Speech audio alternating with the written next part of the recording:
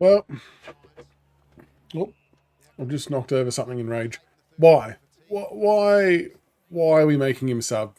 Can anyone shed any light on that for me? It makes no sense. I just don't get what we're doing.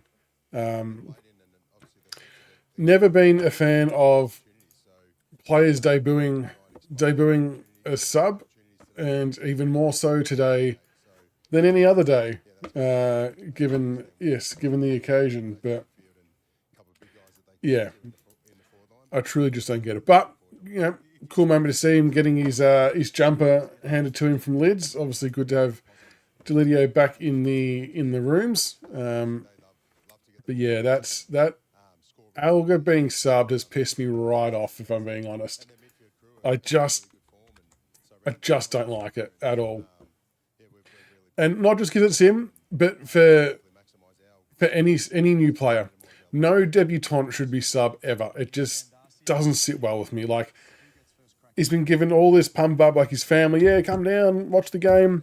And he could be on for the best part of 5 minutes. He could be on for 10 minutes. And depending on how the game potentially goes, the game could be done by the time he even gets on the ground. And I know that's like absolute worst case scenario, but with what may eventuate in the game, it could be coming on when there's just zero shits given in the contest from either side, and it's a nothing debut, and then he'll get dropped because nothing happened. It just pisses me off. Not a fan of that whatsoever. As we see him on TV going through his run-throughs. And look, I'm sure deep down he doesn't care because he's getting to play AFL, so I'm obviously pumped to see him still playing out there, but just as a sub, honestly, just does not sit well with me at all. Anyway, hope everyone's doing well. Yes, good, was very disappointing. Greystoke should win KB for the jumper. Yeah, I wonder if they try and actively do that, like try and get the exact match with jumper number to old to new person wearing it. It'd be interesting to know. Hope you're all doing well and had a lovely little break in between VFL and AFL. What's everyone's thoughts and predictions for this game? How are we all feeling about it? Have we all settled down after the Taj Houghton display?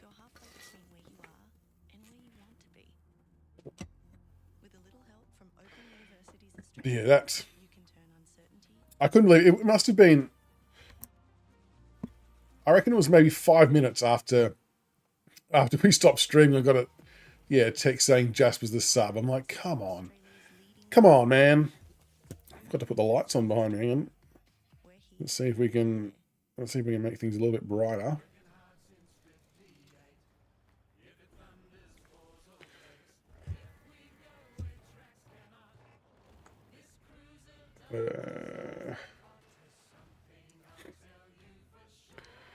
So what Uze said, unfortunately today he's the sub. We try and not do that with debutantes, but today he'll be the sub. It's just bullshit. I feel bad for the family and everything, because like I said, he might come on in a complete nothingness point of the game, and what's he gotten out of it? Doesn't really get a chance to prove himself, and then it's an easy out to drop someone. It's shit. Don't like it. As a club, we're usually good at making good decisions. That was not one of them. Anyway. Yes, Houghton was very good, Ben. He had a very good VFL game, which was nice. 13 disposals, playing off very minimal game time, so he didn't play the first quarter at all, and then, did some good stuff in the second, third, and fourth quarters, including a full length of the field run while getting involved in 4 disposals. He was knackered after that, but no, he was good. He showed every bit of promise that I think we thought he would show, coming off no game in 12 months, obviously. And I'm very excited to see what the future holds for Taj. Don't think he'll have many games in the VFL. I mean, you obviously have to play enough to get up to speed and match fitness and all that kind of stuff. But once that happens, watch out. I think he will be in. But we now turn our focus to the AFL game now against the Bulldogs, who are fairly... They're like our Kryptonite, aren't they? They just match up well against us for whatever reasons.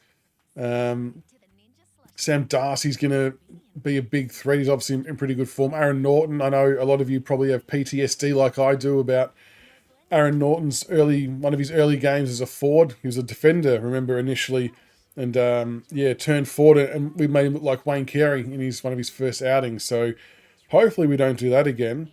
But it's going to take a team defense to be able to keep both of them quiet. And look, our defense is probably our strongest part of the field, which is a good thing, but it's going to be heavily reliant upon the midfielders and the wings and the half forwards actually working hard both ways and getting involved in all different chains of football. If we don't do that well, the Dogs could torch us pretty quickly. Their outside speed is another factor that is cause for a little bit of concern. Treloar, Richards, Bonts, Bailey Dale, all very, very good players. And it's just going to be a question of can we match them on the outside, or can we find a way to negate them getting it to the outside? Maybe we have to make it a real congested shit fight to keep ourselves in, and maybe it looks ugly, but maybe that's what's needed to help keep us in the game. So it'd be interesting to see what the teams come up with on their first week back from the bye. Even the bye itself, I mean, history kind of suggests that for whatever reason, clubs are typically a little bit off the pace and slower coming back from byes.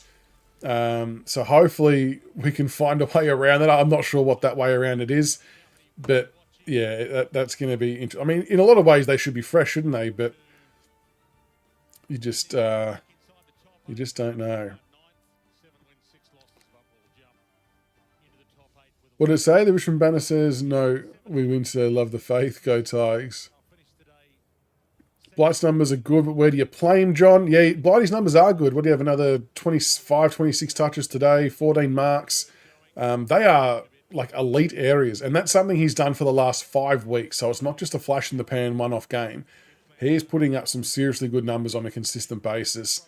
Look, he's probably not going to be ahead of Miller and Bolter just because they've obviously pretty much our mainstays for our defensive stocks. When I suppose the best opportunity for him will be whenever Bolter's curfew's in play, because when that happens, I mean, Campbell Gray was obviously in at one stage, but I think Blight will get that first crack when that occurs. And other than that, look, I've always been a fan of trialling him up forward. I only played forward a couple of times for us earlier on in the season. I thought he did okay. And my rationale is always just about having a more experienced and bigger body down there to help out Tom Lynch. I know McKelty can do the same thing, which is what we probably need to do next week as well, possibly. But yeah, we've gone with Fallen Sims again today. Maybe the bye has helped freshen them up. And look, I love what they're going to do long term. My concern today is, can either of them occupy Rory Lobb well enough to make sure he doesn't impact the play? Because Lobb is going to try and play off his man at intercept mark. This is on the assumption that maybe he's not playing on Lynch. I would anticipate that Lobb's going to try and play off his man to intercept mark to nullify Tom Lynch. So that's where Fall or Sims and or both need to get dangerous and need to make sure they keep him accountable somehow. And a lot of that comes down to how we deliver the ball in our forward line as well. Like if we're just going to sit back and bomb it in long every time, we're just playing into the Bulldogs' hands, and that's not going to end well for us in particular. But if we can lower our eyes, hit leading targets, we give ourselves a chance. So if anyone wanting to sync up, if you see the game start, feel free to pause it. I'll let you know when the ball's bounced on my screen. So if you see the ball about to be bounced, hit pause. It looks like the umpire's holding the ball aloft, and it looks like the bounce will commence in a few seconds. So the ball is about to be bounced in 3, 2, 1. We are underway at Marvel against the Doggies. Oh, Nank's just crashing and bashing as he does. Hopper with the first meaningful kick forward. And Jonty Fall looks like he's got the job on Rory Lobb, so that's interesting. So he's gonna have to work super hard to keep him accountable.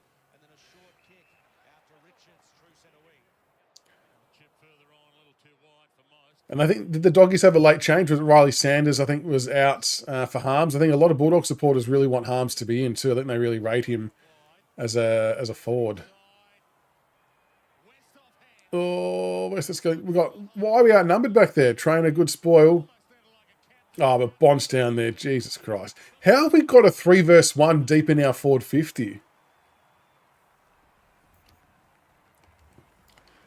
That's not a good start. Where are all of our defenders gone? Trainer was in a 1v3. How does that happen? They do look good. Even up on the wing, we were kind of all a bit at sea with the way they were moving the ball. So Broad and Miller have both run up to that contest in a nothing area and left Trainer by himself, and then no one follows Bond, and that's all she wrote.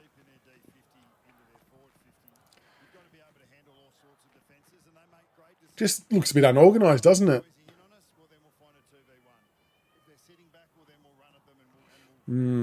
Let's see if we can rectify that. Not a good start, though. A minute in. And the Bond, who didn't really have a big week last week, already on the scoreboard. And like we said in the final thoughts video, oh my God, Tarana's handballed over the top of Caleb Smith. There we go. The Dogs do rank really highly for forward 50 entries, so the fact they're 1 from 1, not great. Oh, Nank lucky got the high one there because he was just about to be pinged, I reckon.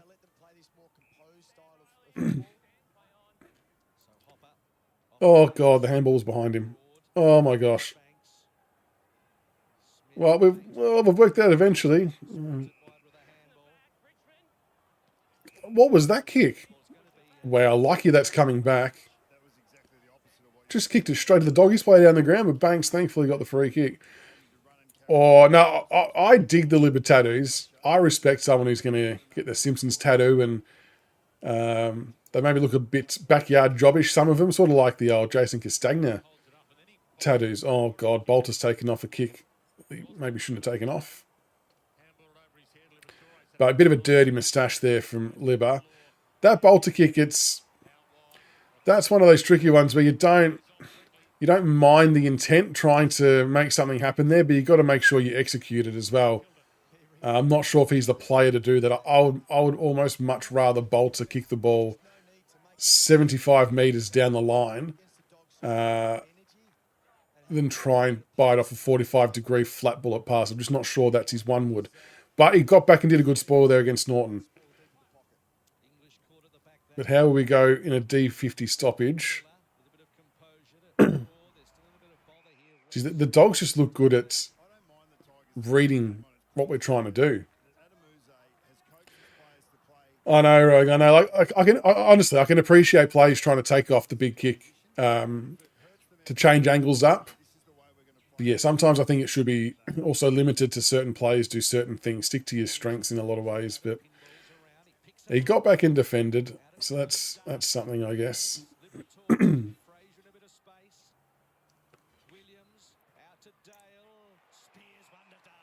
Oh gosh. Really clever by Williams. Just drew the Richmond player in. And that was the space they're just setting up really well behind the ball. Williams just holds it that half a second longer to allow Dale to get to the outside unopposed. Seemed like not a lot of handover. Not a great start here at Marvel. I think we're on 0 forward 50 entries so far. We look a step off.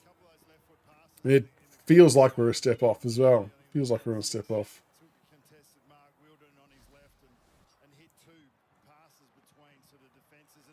And this is why I was always worried about this game, because the Bulldogs' strengths in games are our weaknesses. So it just doesn't bode well for us on a lot of levels.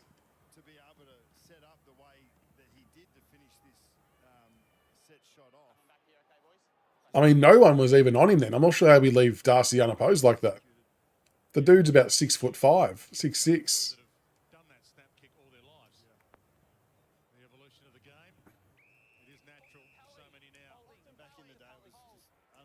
We don't need to be giving him free kicks either. Bont inside 50.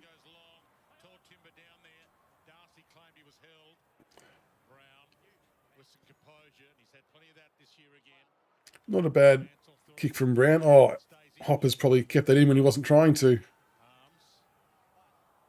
Has Harms always been one that's played a good game against us when he played for Melbourne and even some of his time at the Bulldogs? I can never remember. Good tackle. We were pinged for that last week. Yeah, thank you. I was going to say. Is he closer? Oh, maybe I sold him short there. 6'8", fair enough. Good tackle. I'm glad they paid that because we got done for exactly that amount of rotations in a tackle last week or the week before. Oh, Jonty had to hold that. Nice handball from Ross. Oh, Trainer a bit high. Trainer is good at accentuating. He needs to be careful though. Like, it's one thing to do that, but you don't want to go too far, do you?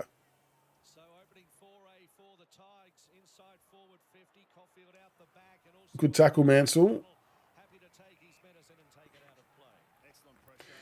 Yeah, Jonty's he's so close, isn't he? Like, it's, I don't know whether it's just a confidence or just buying time thing, but he competes super hard. He'd just want to see him clunk.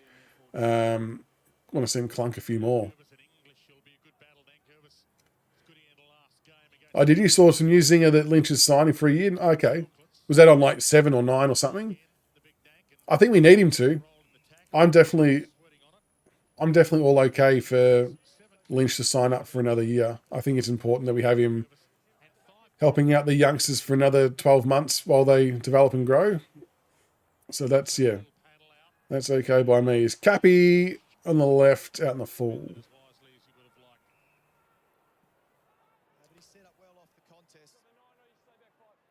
See, it's just even like the efficiency's inside 50, isn't it? You look at what they're doing versus what we do.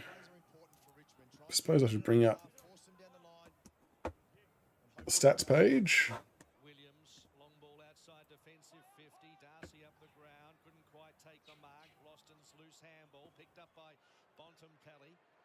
Get him.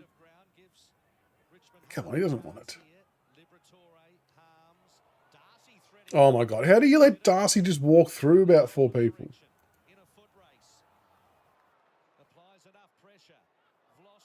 Vlosten hasn't got it. Just shoveling it forward.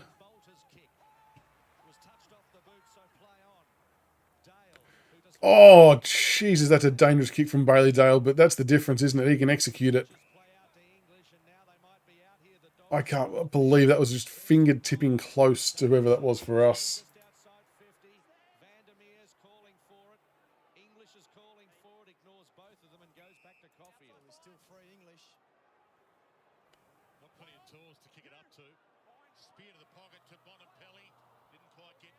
Oh, shoved off it too easily. Good tackle. Was that not pay dropping? Okay. Well done, Steely. Good contest.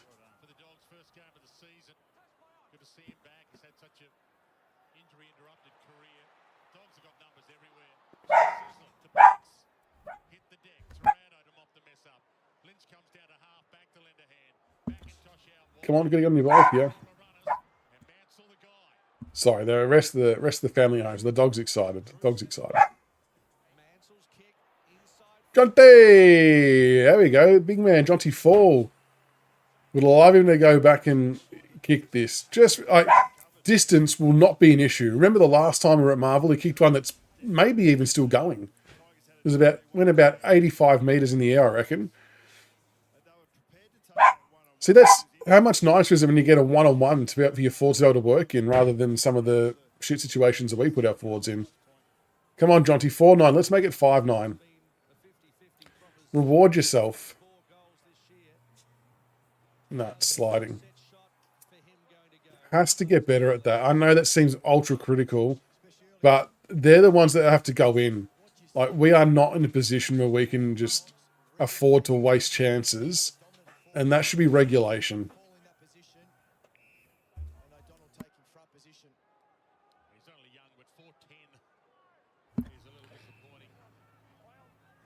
That's, yeah, a bit disappointing. I know he's only young and it will come in time, but just feel like he needs to be making the most of those. Good mark from Luke Trainer there as well, playing in front of Harms. Because the problem is, once they start kicking more and more behinds, they start to get too much self-doubt as a player and a club, and they're wondering where the next goal's coming from, and then it leads to more and more misses. So we just need to break the back of it. Jack Ross with an inside fitty. Oh, Johnny Fall. K-Mac. Another left foot snap. No.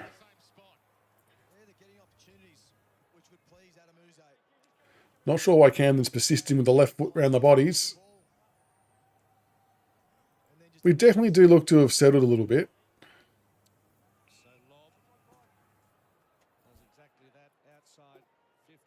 Oh, really?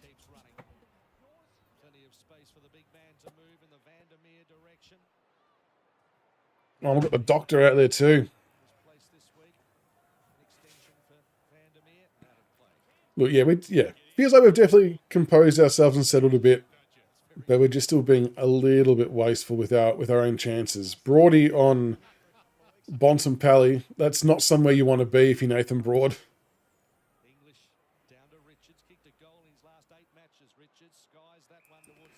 Good mark, Floston. Geez, he's been... how has he not had an All-Australian? I know we're all probably a fraction biased, but I think even the footy world now realise he should have had an All-Australian by now. Good kick, Campbell. Good mark. Is that Sonzi? Well done, Sonzi. Solid grab. Good little side step from Seth Campbell. Good kick as well. Nice ball movement. See, we actually switch the play, get it out the other side, and then the whole ground opens up. Good burst of pace. Strong grab. Strong grab.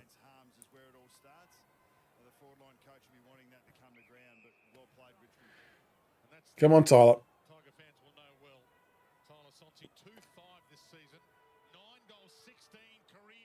Ah, Jesus Christ.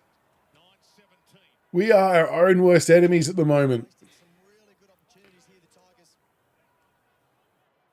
Tell you what, Declan, I tend to agree. I reckon Jasper would have kicked that. Just saying. And that entry from the defensive 50 from Bulldogs, that's where McKelty offers a point of difference to Lynch. Like, Lynch just can't chase the blokes to shut down space so they don't get an easy kick out. McKelty can. And I think that's something we have to look at addressing somehow with maybe where Lynch stands within the zones or something, as the Bulldogs have just gone coast to coast here. Oh, someone thankfully touched that. G'day, Grok. I know, mate. I know. Your man. Jeez, he should have had the regulation one from the start.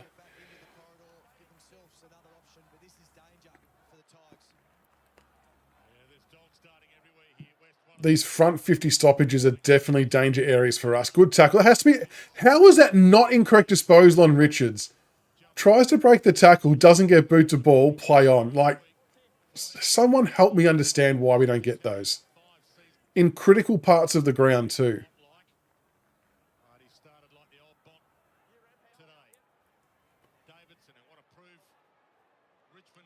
Oh, he sold Kenny to two of them.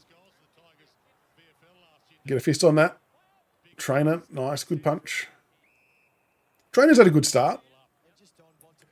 He's been looking okay. We just needed to get it out of this area, don't we? Does he have no prior? Oh, I'm not sure about that.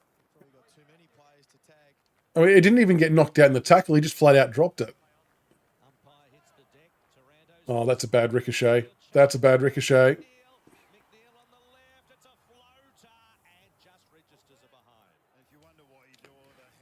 Jesus. Well, at least now we get possession and can actually try and shift the ball up the ground. We've got Caleb Smith on kick-out duties. Yeah, Zinger, I agree. Incorrect disposal does seem to have disappeared from the football. Now, why have we got Steely Green on Rory Lobb? I know that's probably just a rotational thing, but why would you kick to that matchup number 2? That's what I'm saying before the game. We can't have Rory Lobb taking marks like that throughout the game. We've got to make him accountable.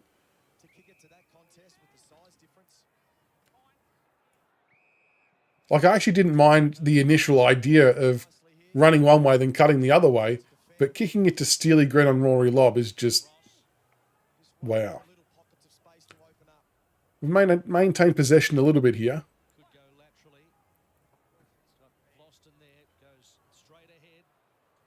Good contest from Sims and Lynch. Oh, it's going to be too high, I reckon. Davidson.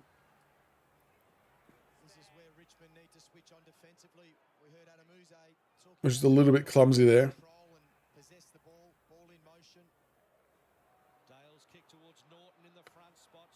Kick it. Oh, God. I thought Miller's going to take too long then.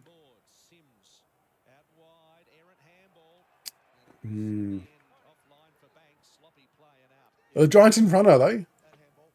How long's left in that one? Because the Gold Coast were looking barely in control when I switched that off. There you go. Unfortunate that handball from Sims didn't hit the target then. Contested possessions, 21 apiece. I mean, on that front, that's actually a really good result to be level with them in contested football, given that that's kind of one of the parts of the game that they were dominant in terms of stats. Good switch of play here from Tom Brown. Go, Seth, use your speed, use your speed. This is where we've got to get someone in the right position. Good Shepherd Camden. What a rubbish kick, though.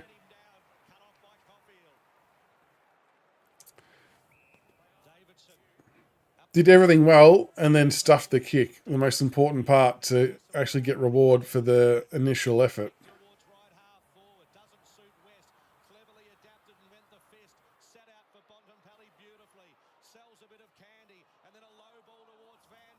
Oh, is that not a throw? Yeah, okay, oh, Richards just spun out of trouble here.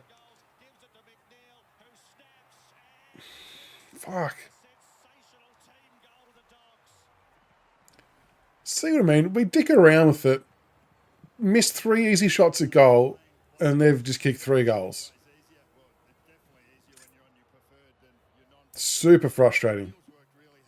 That forward 50 pass from Campbell, he just went too fancy. He just had to make sure of it and do a proper normal kick. He wasn't really under... I mean, he was in enough space. He didn't have to wait until he was under any more pressure to be able to kick it. That was a throw, though. Not sure how that wasn't called. If it's an open hand hit up, you are not allowed to do that.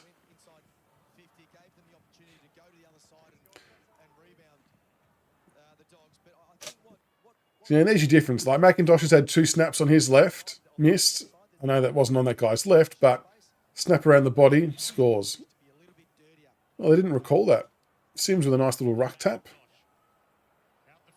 Prestia, you got to get rid of it, son. Sims, smothered. Oh.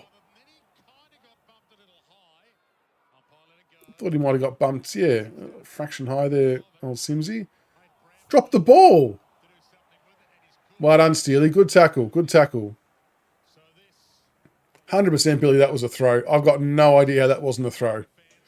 But good tackle from Steely Green.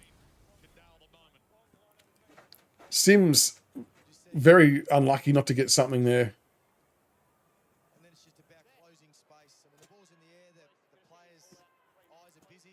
Great tackle. Come on, we need this just for some confidence. For something. Steely has kicked 7-8 this year.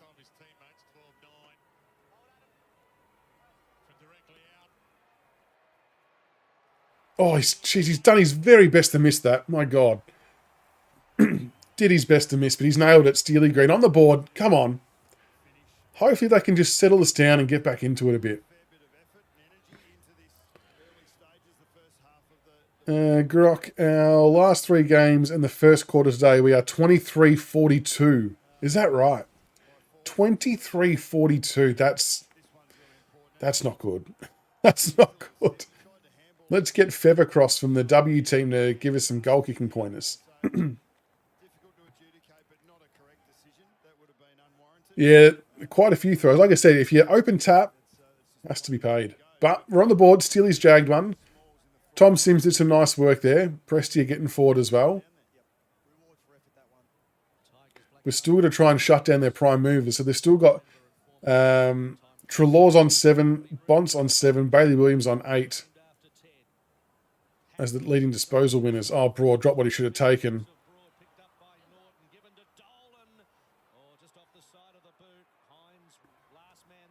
Oh, Miller. Lovely kick. Not bad. Not bad at all. Leading disposal winner for us is Tim Taranto on 6 touches currently. As Hugo exits D50. That's holding the ball too. He went to handball it. Yes, good tackle. Well done, boys. Gang tackle. That 100% Grok. That was very lucky. That was regulate. He did the hardest part, working him under it, and dropped what he should have taken. That was very lucky. Agree. K-Mac with the headband. Flick over the top. Taranto, we're messing around with it here. Oh, out in the full. Fuck me, honestly.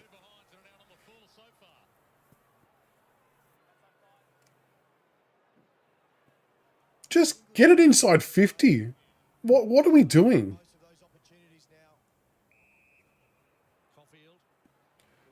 We work so hard to get the ball to the front half of the ground, and then we just do dumb shit like that to undo it. Good mark, Tom.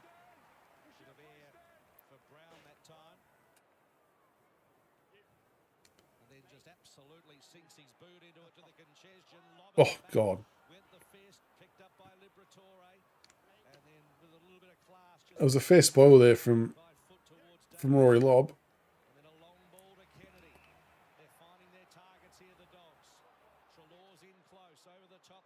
That can't be 15. Wow.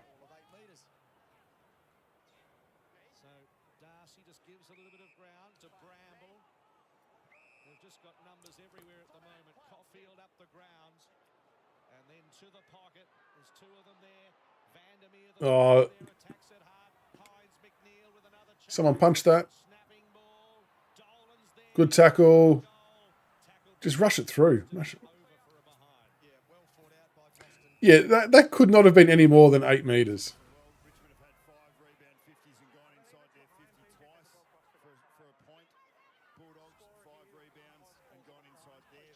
What are we checking here?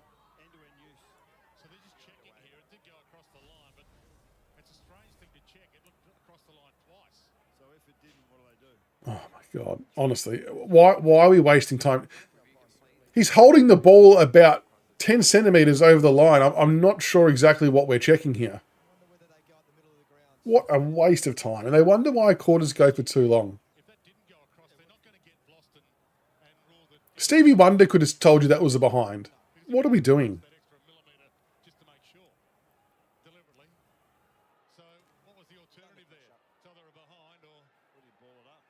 Look how far back they sit from the kickouts. That's interesting, isn't it? Like, no one on the mark within 10 metres. Don't see too many do that. It's interesting.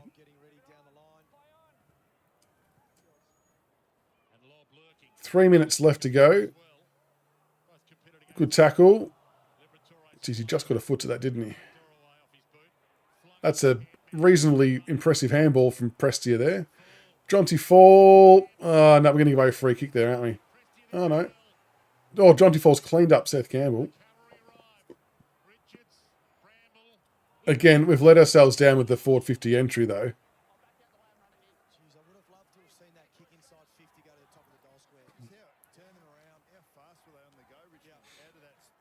The big fellas do look comfortable kicking the ball, though, don't they? Like Sims and Fall. They don't care if they've got to be the ones delivering it, because I guess they've had just so much exposure kicking the footy. As Norton takes one of his Wayne Carey-like marks that he typically does against us. Good mark, Tom Brown. Yeah, Brown started well. What's Brownie on? Tom Brown. 4 kicks, 2 marks, 2 tackles. 2 minutes to go. Yeah, Z-Man. Alger somehow was made sub. Makes no sense. Not a fan whatsoever of first game as being made sub. It's just so shit. Like, there's every chance he comes on when the game's done and dusted. The game will be well and truly over, and he's going to come on and for a nothing appearance and then get dropped.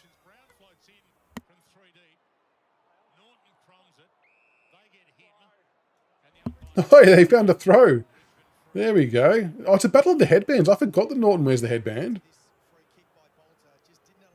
Just kick this long, please. No, I don't. There we go. That's your one, Wood. Kick it 60 metres. There you go.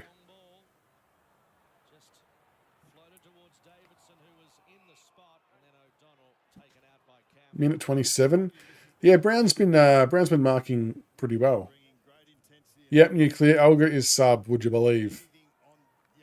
Let's fly your family out here, do all that. Well, I think they're locals, so they may not fly, but let's get your family down, and you can sit on the bench for 3.5 quarters.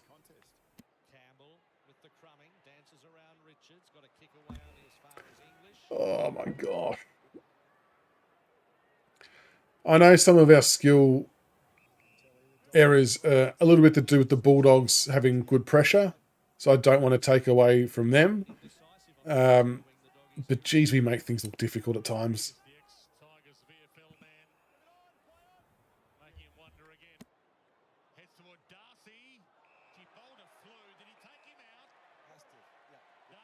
Oh my gosh. Bolter's jumped about a minute and a half early and just given the free kick straight to Darcy after Nanks marked it.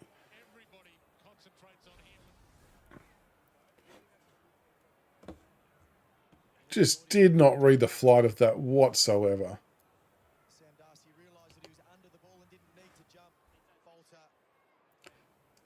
We don't need to be giving Sam Darcy free shots at goal. They just completely misjudged it. Junk time, inside the last minute type areas, we know we love to do it. Thank God for that.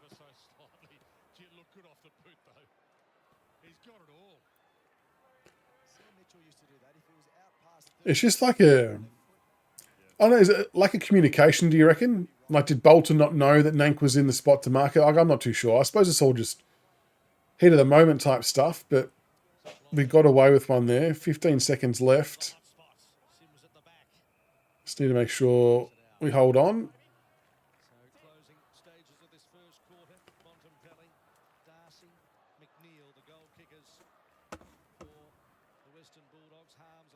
Sam Davidson up to 11 touches.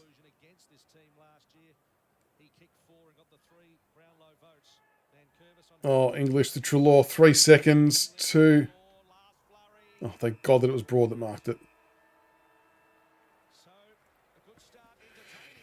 Well, into the first quarter, Bulldogs winning 21-9. I mean, it was the first 3 or 4 minutes that really did the most damage from the Bulldogs' perspective, wasn't it? We were not really switched on, and they just jumped us, and were able to get a couple of easy goals. But we did settle into the quarter, it must be said, but we have just blown some serious chances. Like, some of those behinds should have really been goals. We could have even been level or in front if we had played our cards right. So, yeah, a bit disappointing that how hard we work for our scoring shots and we don't get any effort for it. Looking at the stat lines quickly, leading disposal. So Sam Davidson, 11 touches, leading all comers. Bailey Williams, 9. Adam Trelaw, 8. Libber, 8. Bailey Dale, 8.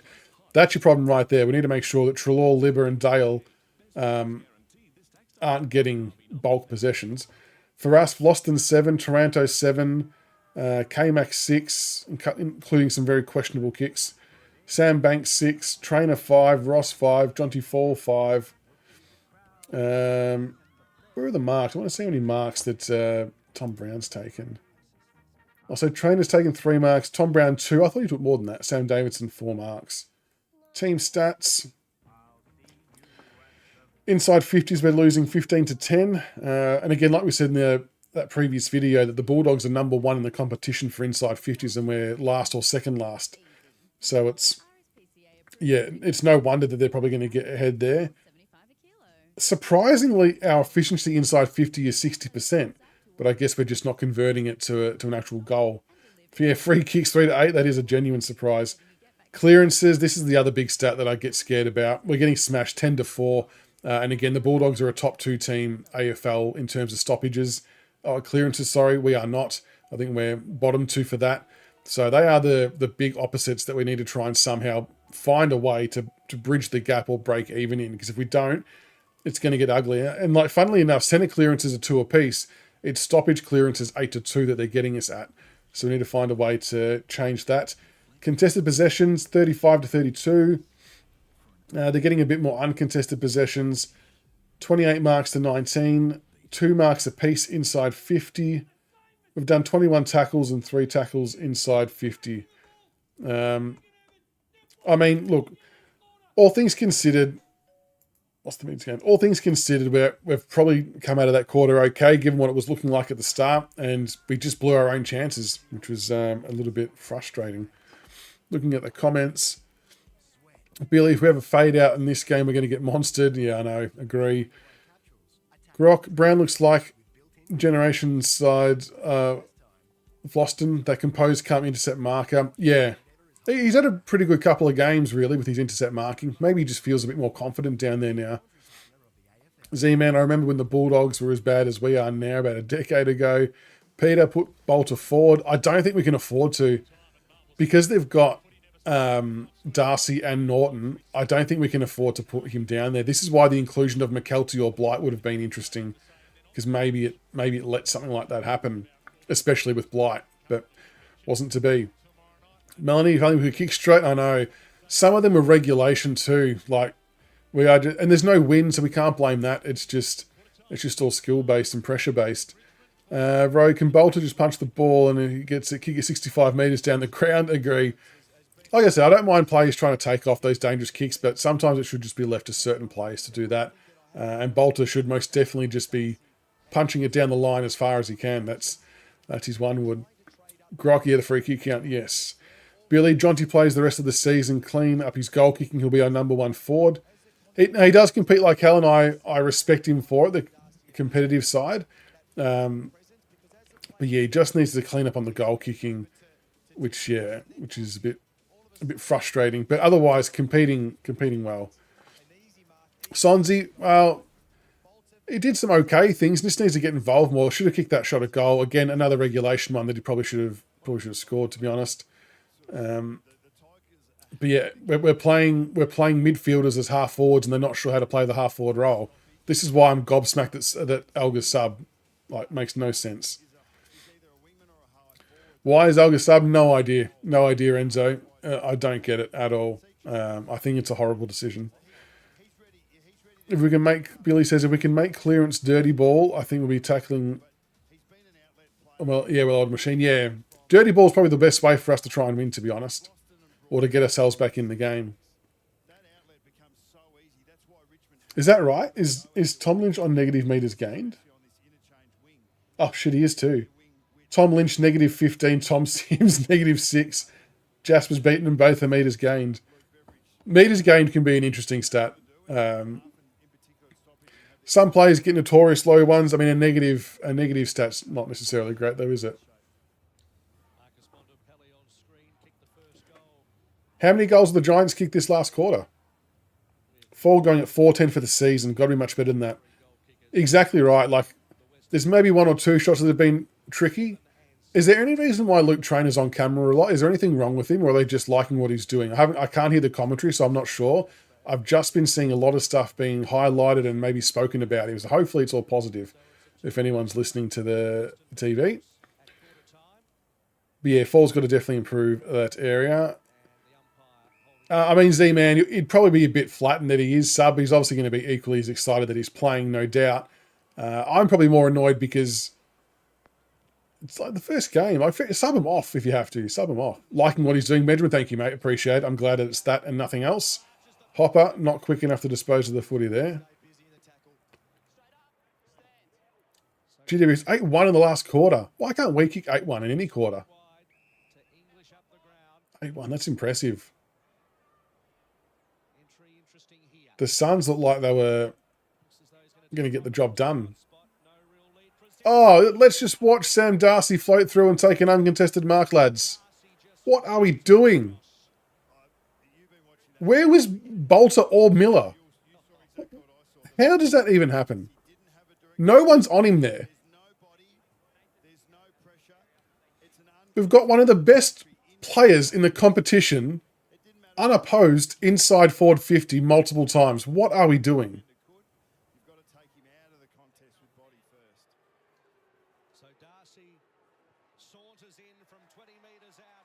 Just dumb shit football.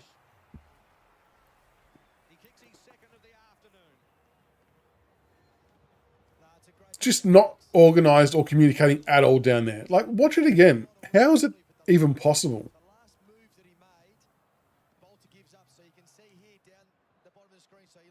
So he makes an initial lead, double backs, and then he just leaves him. Why? Yeah, exactly right, Mark. Someone just maybe let him know that he's not a half bad footballer, this Sam Darcy bloke, so maybe just keep an eye on him.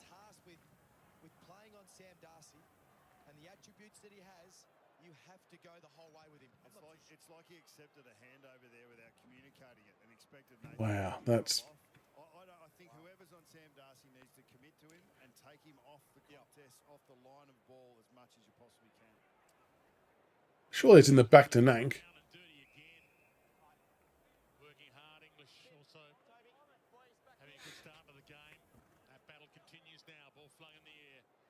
English little pat down. Campbell. Don't mind Seth Campbell up around stoppage. I know I've said that before, but I do enjoy his pace and zippiness with getting away from stoppages. I think we should see more of it.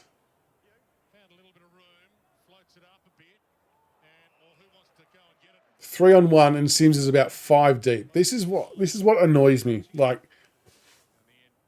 and I don't know if a McKelty or a Blight makes any difference in that scenario. Do they play more in front of their man? Was Sims able to be held back too much? Like, I don't know.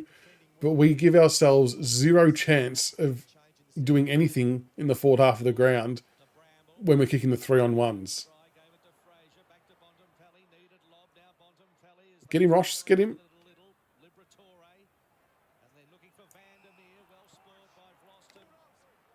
Oh, geez, I reckon Vlosten's unlucky. I thought he got a bit of the ball. I know he didn't have eyes, but usually if you touch the footy, you can be okay there.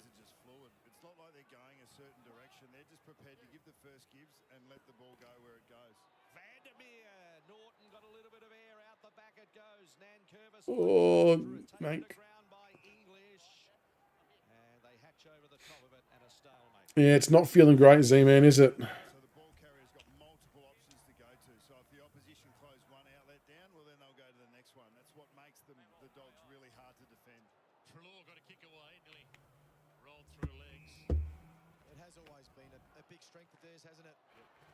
Is Bolter's 7-year deal a concern with both Gibcus and Blight potentially having higher ceilings? I don't know. I don't want to say it's a concern, but we definitely need some better accountability and output from him than what we've seen so far today. Like, is his head fully in it? Is he thinking elsewhere? Like, and again, fuck, not even bringing the ball to ground. This is what I'm talking about. We get all this ball forward and we just kick it to the other team every time. But it will be interesting when... Oh, fuck. Why is Tom Brown on him now? Why is Tom Brown on him? But yeah, it will be interesting when... No one's on him again. What are we doing? How has he run through the defensive 50 with no one on him? Are we all there? Like... This is just mind-blowingly stupid football. Thank God he missed it.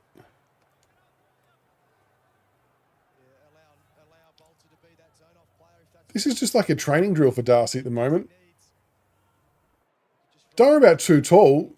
Well, if he's too tall, then we should be able to see him walking around the bloody 50 by himself. Receiving it from Banks. All of the action's been inside Bulldogs 50 so far. Kick was smothered. Things aren't going to change. English quick tap back. Oh. Was clever off the side of the boot. He can get his own work here. Oh, he's hit it out to Richards. It's round the corner, misses. Gosh. Two really clever taps. At least the Giants have won. That's always something. And Ed Richards would usually put that through the big sticks. So the pressure's mounting on Richmond to try and get out of their back half. It's unselfish from Vandermeer. It was.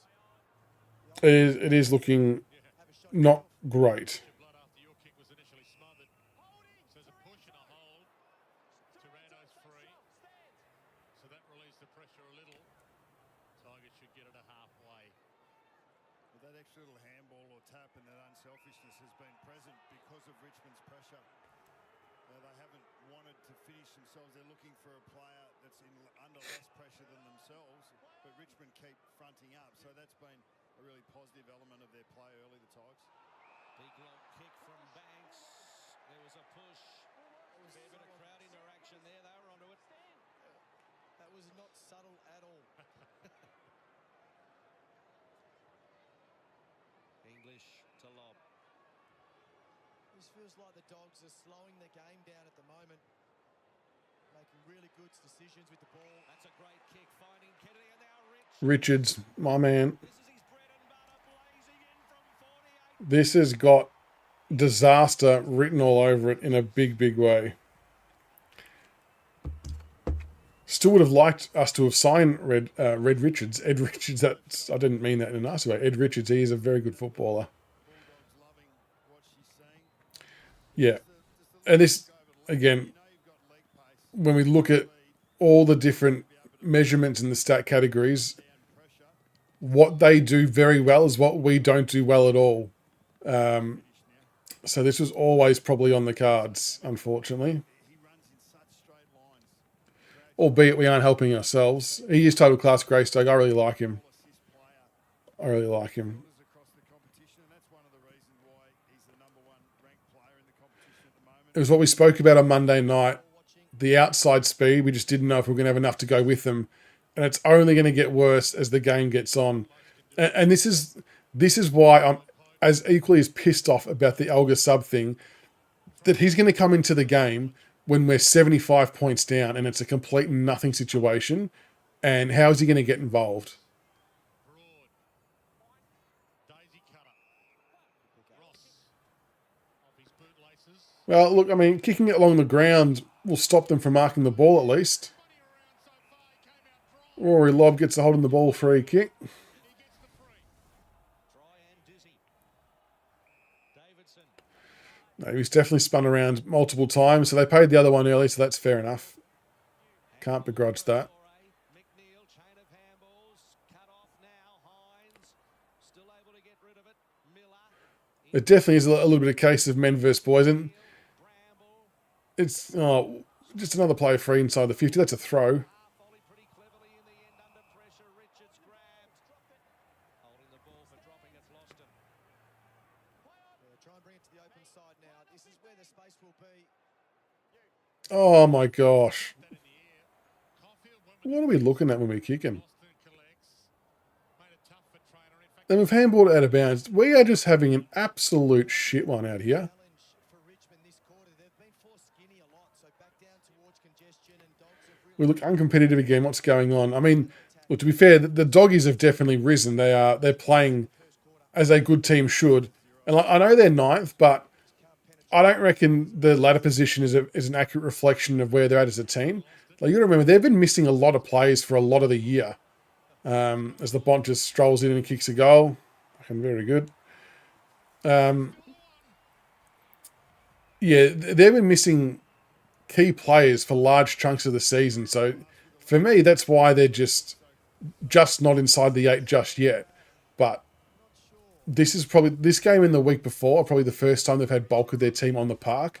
And they are a scary prospect. don't want as an opposition midfield space out the front. So you just see there,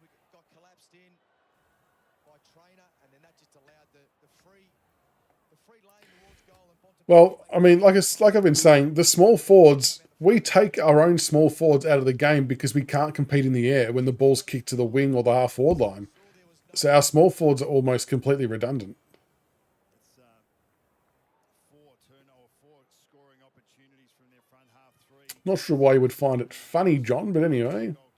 No, not really. Plenty of content, just putting it out there because it's factual, that's all. So if you don't like it, that's fine. If you don't believe it, that's also fine. But I will continue to tell what we hear from very credible first-hand sources. I'm not sure about the experienced coach part. We just need experience to take place in general, which is a time thing. Unfortunately for us, the doggies are kind of right in the peak of their sweet spot of age demographic, skill, everything. They're right in the hot spot.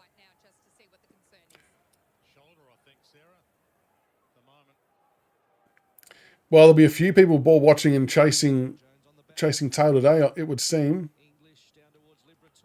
John, you're about 45 seconds from a permaban, my friend. Stop being a dick. And no, it wasn't, just as an FYI. Oh, that's a great mark. Is that Riley West? That's actually a quality mark. What about the kick, first and foremost? That was about the only place he could have put the ball that was advantage to a teammate. But Does Riley West get many midfield minutes at all? Or is he kind of exclusively... back at full pace. And then to be able to control that, and Bont enjoyed it too. Riley West, he's been pretty prolific. The big sticks this year, he's kicked 20. Or is he like a half forward? Standing grab. Drills it. Not you, John, with the flag and the badge. Or the dumb shit drum. Brilliant plays. Becomes such a damaging player. I mean, nominally, his role in the front six has been to prevent an opposition intercept. I reckon the bye Jack probably saved a few people. Becomes so much more than that. Like, in a lot... Does it feel like it's resets things? I don't know.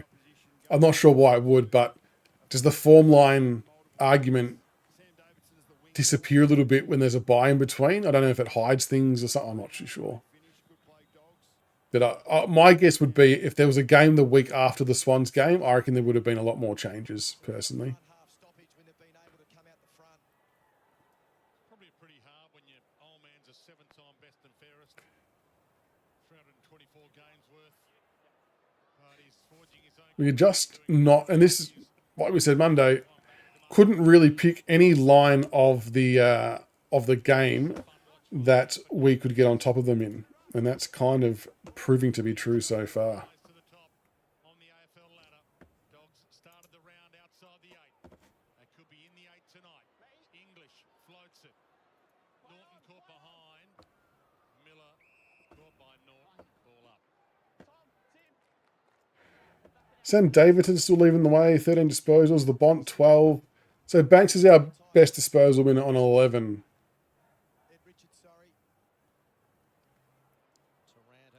But it's just the quality of disposals. We are not getting value for money. Oh, that has bounced and held up poorly for us. And O'Donnell won the football, but it's back to Oh, my God. wobbly ball cut off by Williams. We can't even kick it to the loose player over the top now. We're still hitting the Bulldog players on the chest when they're just trying to zone back. Good chase, Mansell. Good chase. Play on is the call. Not holding the ball. Cool. Hines over the top trying to fight for it. Smith is there for Richmond. Came out to Taranto. Looking back for Smith. Cut off by Richards. Then he was looking for Vandermeer. Floated No, you don't. Not necessarily, UG. You don't necessarily need the...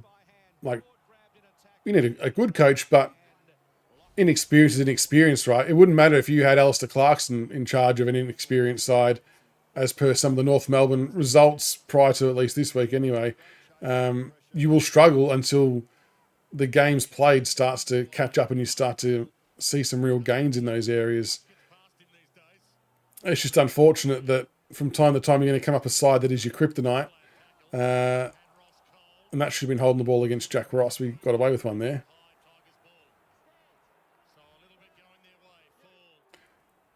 Yeah, Brown's been... I think Brown's had a reasonably okay month of football, Tom Brown. I feel like he's starting to feel a bit more confident about himself. Oh, Lynch. Rory Lobb, he'll be filthy with that. He was probably in the A1 position to spoil that or mark. But yeah, Grace, like Campbell has definitely shot himself in the foot. Like that, when you've got a guy 15 metres in space, that should be regulation getting it to him. Oh my God, Lynch has not kicked that very well whatsoever.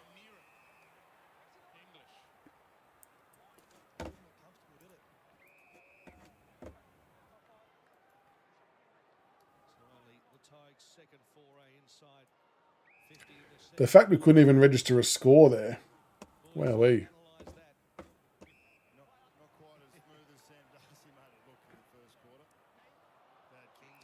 I mean, at least Team English just had a bad turnover. That makes you feel a little bit better. He is one of the more skilled ruckmen in the competition, so it was just an errant kick. Austin, who's only 3 games away from his 250th. Yeah, Lynch, I mean, it's so hard. I still think that Lynch would benefit greatly from having a more senior and experienced body down there with him.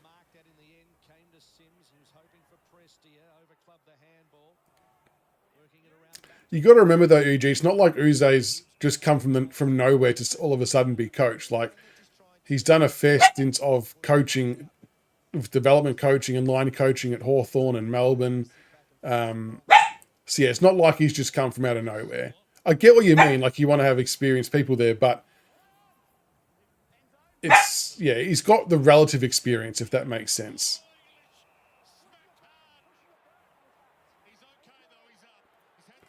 There's a solid chance that Lynch may not be playing next week after that.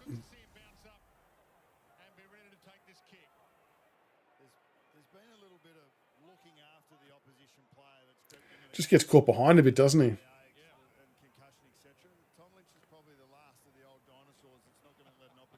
Yeah, just roll Taj out. Just get him out there. Why not? No, he was super impressive, Taj Houghton. He'll definitely be one to keep an eye out for in the coming weeks in the VFL as the Bulldogs go forwards.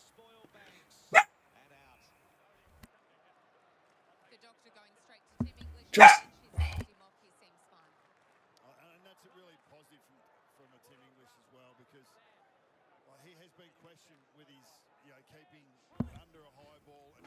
just how easy they slice through the ground.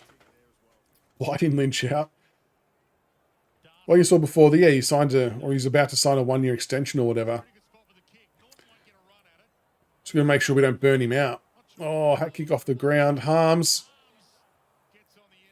For his regulation, great game against the Tigers.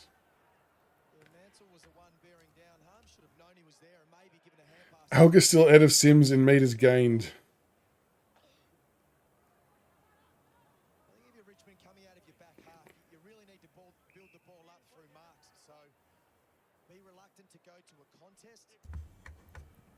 I mean, we could make the sub whenever we wanted to, Melanie. They could pull the trigger now if they wanted to. 3-on-1. Oh my God, it's still winning anyway.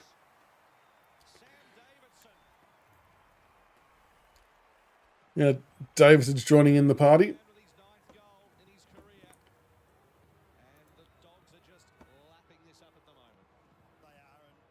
I've only got water today, so...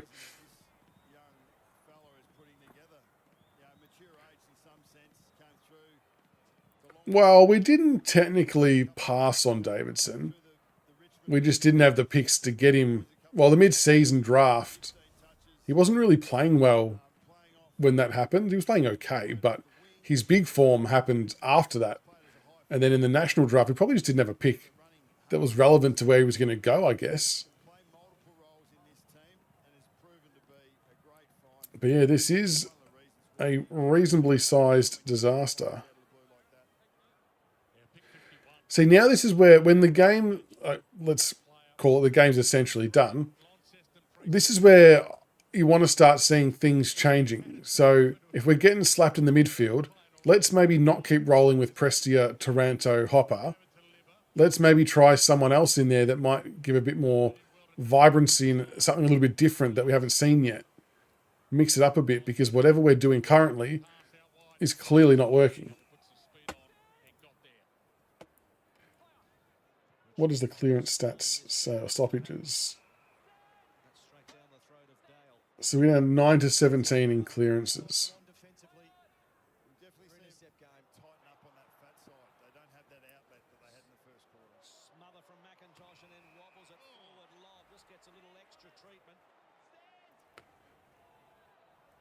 We still manage to pick out lob when we've got a 2-on-1. It's incredible. Unfortunately, we said this like ages ago. Unfortunately, there is going to be times where games like this happen, and it's just shit and hard to watch. Oh, that was a bad kick though. But we are an easy kill for a lot of teams, and when they're our kryptonite, it makes it very difficult. We haven't really had the chance to get him, Massimo. It's been, some of them have been a real trick. Like the Davidson one, just it didn't align properly with his form, the mid-season draft, and then end of season no picks. Like Razzo and El Nor, whatever, we didn't have a pick anyway, did we? So we couldn't really take anyone. And even if we did, we couldn't have got McCarthy. So he was obviously always gone to the Eagles. But yeah, then there's D'Ambrosio, Durham. Was there another one? Not sure if there's another one or not. But yeah, it's definitely becoming a bit of a long list as Prestia he's at the post. So we can't even get the cheap ones. It's definitely becoming a long list of names that are of players from the VFL program that are going on to do bigger and better things.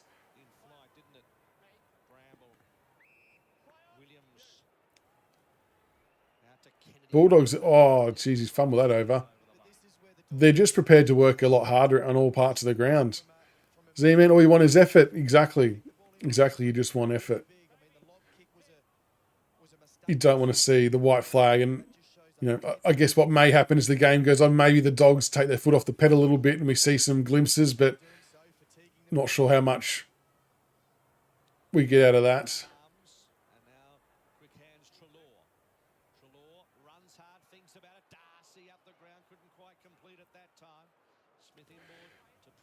Taranto Ford, Hopper off, Sonzi and Campbell in the guts. They're going to be much worse. That's it. A lot of things going, but they're making their own luck, to be fair, as well. So I don't want to take away from how good the Doggies are playing.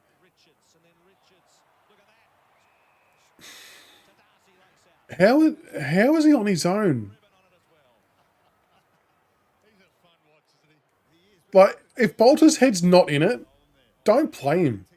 Oh, you've got someone like Jacob Blight. Like, look at how far he's started.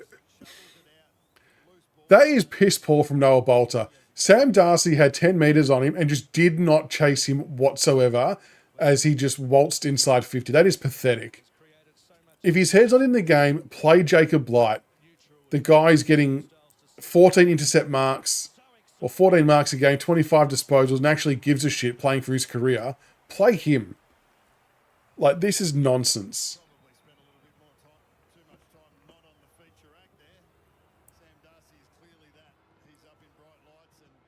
Yeah, Bolter is so MIA, it's not funny.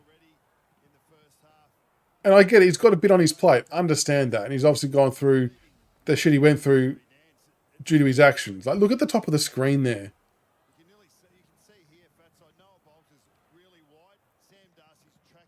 Just no work rate whatsoever. Crazy. Darcy must have COVID because no one wants to go near him. It's, yeah, could very well be. Could very well be. Yeah, there was plenty of bad decisions amongst that play, Grock, wasn't there? Again, we've gone the same midfield mix again. Only 3 games outside of Rising Star eligibility. Joel Frazier played 13 last year. Had he played 10, I mean, you do know that Nank's going to on cue. give it 110% at every contest. You can still see that. Oh, that's close to in the back. In fact, looking at a young player, so Sanders a late withdrawal today, but Cooper This is a bit like Nank can only do so much, can't he, as a leader? Like, he's going to scrap and fight and do everything else. But if no one else wants to go with him, Tried to sit it up for Brown. oh, now they've got the fumbles. Slippery football. Bontempelli, it was like soap. Then West, Richards. Richards ducked his head there. Oh, but Bont still got it. On hands and knees back to Bontempelli. Long ball to the top of the square. Norton or Darcy. Darcy picks it up, gave it to Hines. He wants a goal, and he gets one. Jesus Christ. Cooper Hines' second goal in his career, We may not kick a goal for the rest of the game, folks. and they're piling them on. Yeah, it has been a Let's see if they're going to be prepared to mix things up. Show something. follow-up work from Richards and Bontempelli, and then the contest for the ball. I'm glad I can share the misery. It helps. Does it? Does it? At ground level in this contest, A good kick from a shocking haircut. what you need to do as a small forward or as a midfielder is get to the front, get yourself set, He's kind of almost gone the dusty haircut, but not fully. hand to foot. He's sort of committed to it, but Big quarter from the Dogs.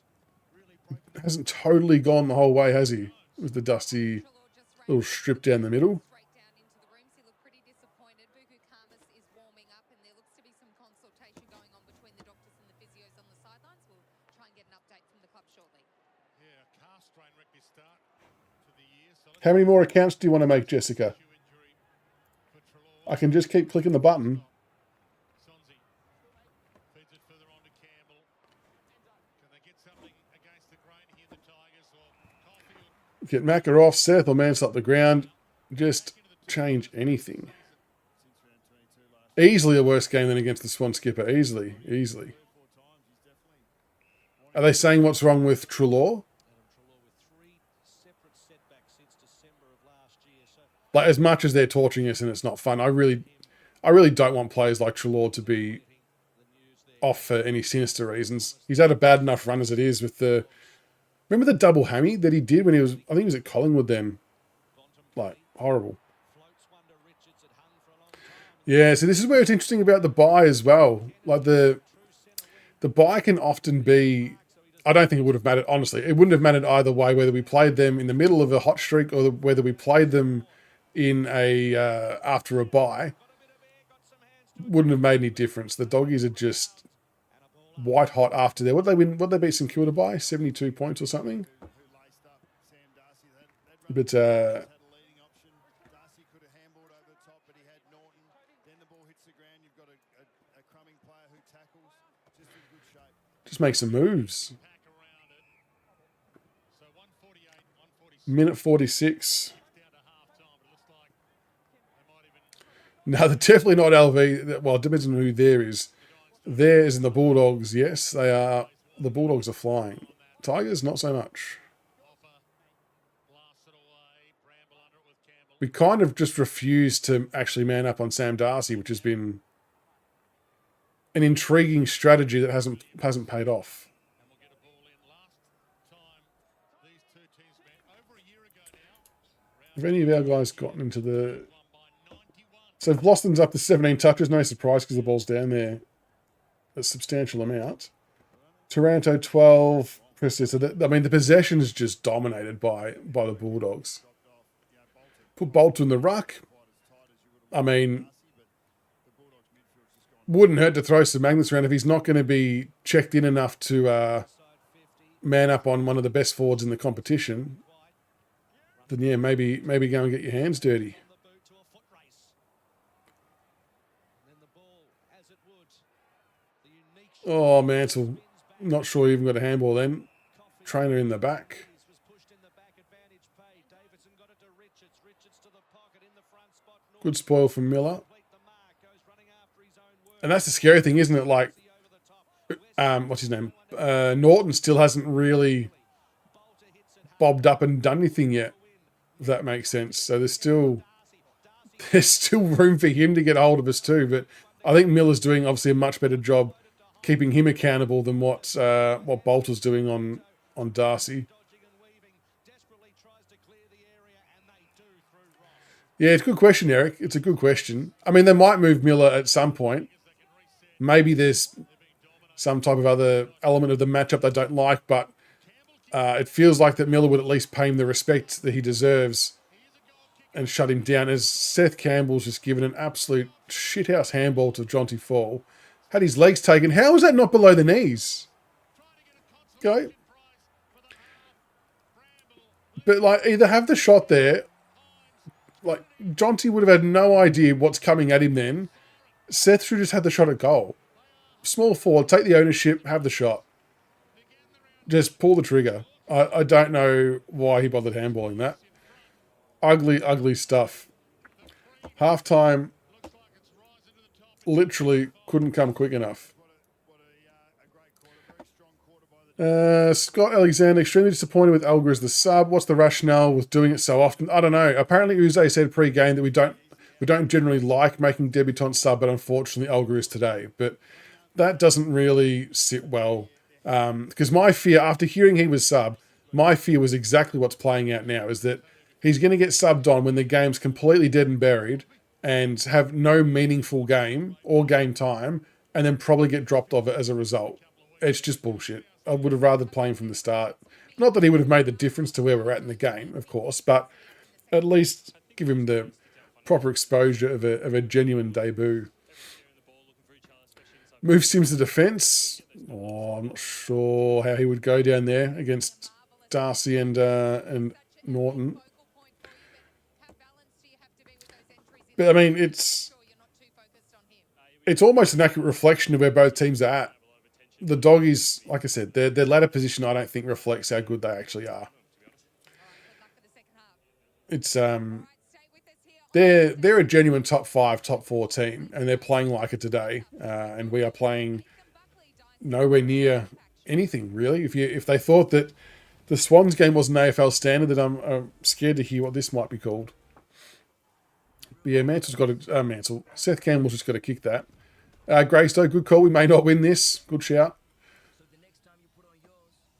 Good shout. Yeah, Hoops, Seth should have absolutely had the shot there. I've got no idea why he went for the handball. Because now they all get, I don't know, they just all get gun shy, don't they? Not wanting to take responsibility and actually kick the goal. Looking at disposal winners, the Bont leading the way on 19. Vlosten 18 is second best on ground disposal wise. Sam Davidson 17 and a goal. 7 marks as well. Jeez, 7 marks. Ed Richards 16. Sam Darcy 15 disposals, 3 goals, 6 marks, 1 tackle, 1 hit out. Bailey Williams 14. Libba 14. Tim Taranto 13. Bailey Dale 13.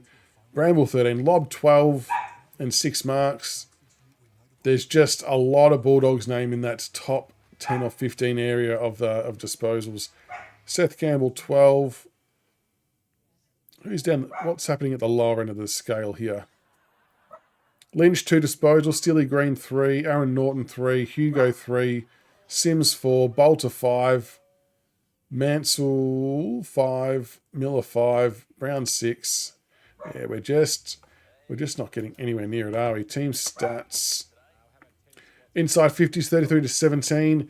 That was again, Bulldogs are number 1 AFL for inside 50s, so that's not really surprising. We are on the other end of that scale, so that's not good. Disposal efficiency, Doggies are running at 75.9%. They're above their 2025 average. We're at 63.3, and our average is 72.3, so we're well below it. I don't know how our efficiency inside 50 is at 52.9. Theirs is at 48.5, so they're actually slightly down on average. Free kicks got evened up that quarter, so it was 3-8 at quarter time, and it's now 11-11. Clearances 20-13. We probably didn't get blown out as bad in the clearances that quarter as what I thought, to be honest. But all the work around the ground. Contested possessions actually close, 70-66. Uncontested's getting a bit further apart. Turnovers, we had 40. Marks, 66-36. And that's evident, isn't it, right? Like the Doggies are just prepared to work harder around the ground to get into space and take uncontested marks. Tackles, 39 tackles, which is no shock because we're chasing footy for most of the day. But I agree, TP. The Dogs are definitely a top 4 side. Yeah, they're a quality outfit. It is what it is. But what I don't like seeing is the lack of perceived effort by some players, and letting someone like Sam Darcy run by himself through the back 50 is not really acceptable at any level, I don't think. He is having his way, Scott. Agree. I hope they activate Alger. I mean, you could throw a blanket over which players you'd want to sub off for him, I guess. But they'd want to have a second half. Nobby resub, wait for the Heat to come out of the game. Yeah, but I would, if you're going to put someone as the sub to give him a go after the Heat's come out of it, try and at least pick a game where you're going to still be in it so they can have a meaningful impact in a meaningful game. Like, he's going to just go out there and roll the legs over, may not even get near it because of how the way we're playing, and then what happens next week, who knows. Throw Tom Brown up forward, throw some magnets in the midfield, I reckon. They do match up really well against the Sophie. It's actually a Kryptonite matchup. Grok, I can understand both sides of not making changes. Get them to learn. May get smacked, but the more they know and work on their roles, the better they'll be. But also, Uze needs to develop a plan B. Peter, how far off are we? We're a reasonable way off, unfortunately. Which we knew. We've had some good games, but we still knew we were a fair way off. Billy, great game to debut in. Bring Alger when it's a dead game. I know. Yeah, Brent, when would the last time be that we've beaten the Dogs? It must be... it would have to be 5+ years, surely. Can't imagine it's any earlier than that. Yeah, 1 goal for a half, Paul. I mean, we robbed ourselves of about 3 goals in that first quarter. We could have been on 4 goals at quarter time and maybe feeling a bit better about ourselves, but we just blew some easy chances. And then, as we saw at the end there, you got Seth Campbell giving a hospital handball to Jonty Fall instead of having the shot for goal himself, and it's just a bit of a mess, isn't it? Lost the first half by 56 points. Yeah, well, we were saying that we would feel okay if we're able to keep the game under 40 or 50 points, and the fact that we're already there at half-time is not great. At this rate, it's kind of hard to see us getting past 20 points ourselves. I'm not sure what our lowest score ever has been, but it'll be somewhat close to that after this game, I would imagine. Getting hammered, spreading... Yeah, exactly right, Massimo. I think we said Monday night that their spread from the contest and their outside runners was a genuine concern. They have some really, really good outside talent. Ed Richards, Trelaw, I think, he's now subbed off, but Bailey Dale, Bonds, Davidson, they're all very, very handy and good players. And I just don't think we have enough. Well, I think we clearly don't have enough to go with them. Play Mansell as a mid. Yeah, I wouldn't mind. See, this is the type of game where I wouldn't mind seeing Mansell or Seth Campbell, anyone else, go into the midfield and just stop running with the same. Mix it up. Throw some shit around. Ross Sonzi and Ralph Smith. Ross has probably been the better of the trio, if we're going to use that as a word, but yeah, it's not been an exhilarating half by them by any stretch. What have we got disposal-wise? So Ross is on, 9 touches, 1 tackle, 1 clearance. Sonzi, 6 disposals. And who's the other one? Hugo Ralph Smith, 3 disposals, 3 tackles. So just not enough of our players are able to get their hands on the ball. The Dogs have just dominated in every sense of the word. Is it 2023 we beat them? Okay. That feels too recent. Did we really? There we go. Beat him in 2022. Okay, round 4, 2022. Was it at the G, was it? I'm not sure if... I didn't particularly see Seth in the middle, but I did see him up at around some stoppages, which was always nice to see happen. It's definitely a bad matchup for us, widescreen. Yeah, the stats don't lie. We are up against it in every sense of the word. Shane wants to revisit the grade, the mid-season grade. A lot of these players are D grade. You don't mean the kids. Bont for 3 years at 7 mil. Hey, Miko, mate, Uze won't change it. So, yeah, I think this is where supporters get really frustrated, is that there's a clear reluctancy for whatever reason to not change things or not move things around. The only hope that I've got is that it's somewhat related to a longer term vision. There's some meaning behind it or reason behind it rather than just stubbornness. I'd be pretty disheartened if it was just out of being stubborn, not wanting to change things. Because, yeah, when games are going the way they're going, surely it's calls to throw a different magnet around, try something different, give them a go. Yeah, Trezaius I thought had a really good few weeks up until the bye. He didn't have his best game today. Wasn't the worst, but yeah, I think he could definitely be a swap for Smith at some stage. I think they wanted to see how Smith would go for an extended period, I guess. Oh, Paul, you got Bont as captain and Supercoach. I need to check what my Supercoach score is, actually. What's he on? Paul? So I'm not really doing the normal Supercoach. I'm doing the Supercoach draft. Is typically the one that we're going with the one at work. What do we got? Because I had some players in the Giants game. Oh, I'm on 768, but I don't know if I've got any players left. Because how shit are the buys in Supercoach? Okay, so I've used... Oh, so I've got Sam Banks still playing. So Tom Green, yeah, okay, not too bad. I might lose this week, though. That's annoying. Bolter gets caught in no man's land way too much these days. Yeah, it just sort of seems like his head hasn't been in the game. Like, just sagging off Sam Darcy that much is close to inexcusable, really. He's one of the best forwards in the competition at the moment, and he's just shown him zero respect at all. That's fair point, Sophie. I haven't put together a score since the Giants game. And even then, we left quite a few goals on the table, didn't we? And just didn't convert. Bont on 88 at half time. Oof. That's a good captaincy call from you there. I would have done the same thing, I reckon, if I had the Bont in my team. Z-Man, we've kicked 2 goals in the last 4 quarters. That's including the Swans game. Jesus Christ. That's not good. That's not good viewing, is it? 2 goals in 4 quarters of football across 2 separate games. End of 2 and the start of another 2. Oh no, TJ's got Jasper in the fantasy. You need him on. Well, we don't even know why he started sub. We all want him on as well. Hugo's underwhelming. There's Enzo. Yeah, first quarter we played okay, widescreen. We just didn't make the most of our chances, did we? And it makes you wonder how zapping that is of confidence when you... Like, we probably actually dominated them for part of that first quarter and just didn't capitalise at all.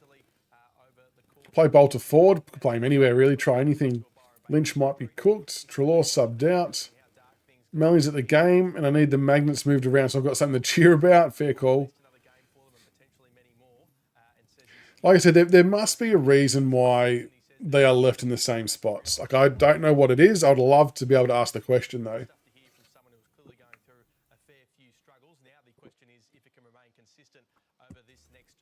There has to be rationale. Oh, Samuel's got Bont, Libber, and Darcy in Supercoach. I reckon that Sam Darcy will soon enough be one of the most selected Supercoach players of all time. Not of all time, but like in the next few years, he'll be very, very highly sought after. In drafts especially. That would be interesting too.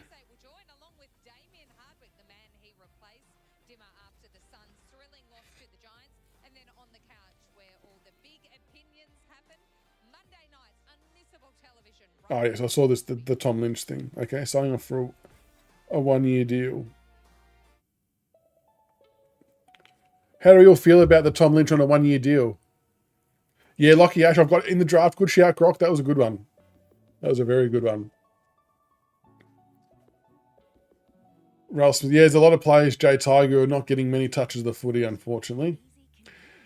And that's the thing, Brendan. Sometimes the leagues can be fresher after a bye, but for whatever reason, for a lot of clubs, it tends to have the opposite effect, and teams really struggle post-bye. Not sure what the science behind it is, why it happens. But yeah, teams typically struggle post-bye. Tom Brown continues to improve. Yeah, I think I like him. Takes some nice marks, kind of putting himself in the Vlosten areas, I guess, which is good. Typically uses the ball well, but yeah, he's only had the 6 touches. Would love to see him get it a little bit more.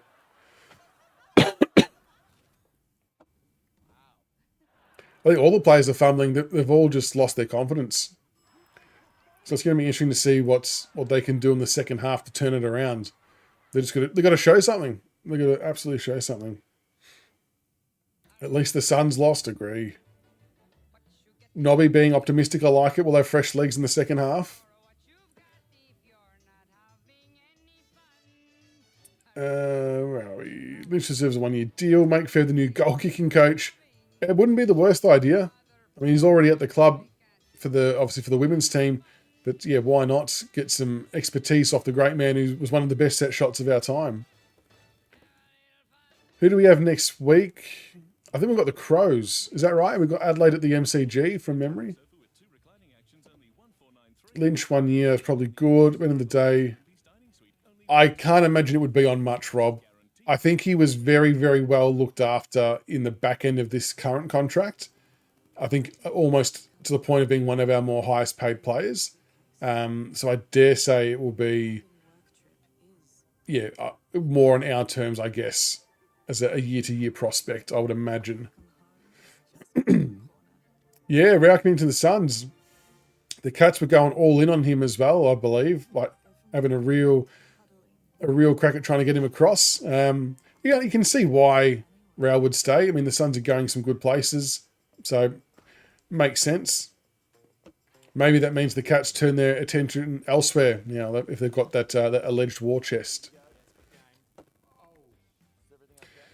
Silent Storm could be a hard watch for the next couple of weeks if we can't change things up. Yeah, and this was the thing, and I think we spoke about this with Tiggs on one of the Wednesday night selections, that because we're in a really infant stage and we're just teaching that first layer of football and we're pretty much playing the same way or trying to play the same way for 4 quarters, that teams can pick us apart too easily because we don't have the plan B or plan C stacked on yet, which will hopefully is what's going to come in the coming years. So they're just trying to iron out the initial game plan and and that's why they keep sticking at it, because they're trying to just embed it. But teams just work it out far too quickly, and then, yeah, we see the results like we've just seen in the last hour. Grok says it's funny now. Brown is best 22, and we have a talented young talls in Fall, Armstrong, and Sims. No one's bringing up Brown over Van Rooyen again. Definitely helps when he can come in and play a role like that, and then you get the forwards to complement it. Noel, I heard a player that's from an interstate team is going to re-sign, so a lot of Victorian teams will not be happy. Yeah, training's been all right. Trainer on the wing still, which is interesting. I don't mind it, but chuck him in the guts. Who cares? Put anyone in there. Crows at the G. Just need to go man on man. I don't know whether we'd be good enough to go man on man, to be honest. We just look a bit too flat-footed and off the pace to be able to do that, don't we? I mean, is there a world in which it could actually end up looking worse if we were to go man on man? I know you then get that element of accountability. I'm just not sure. I mean, anything's worth trying, I guess, ultimately.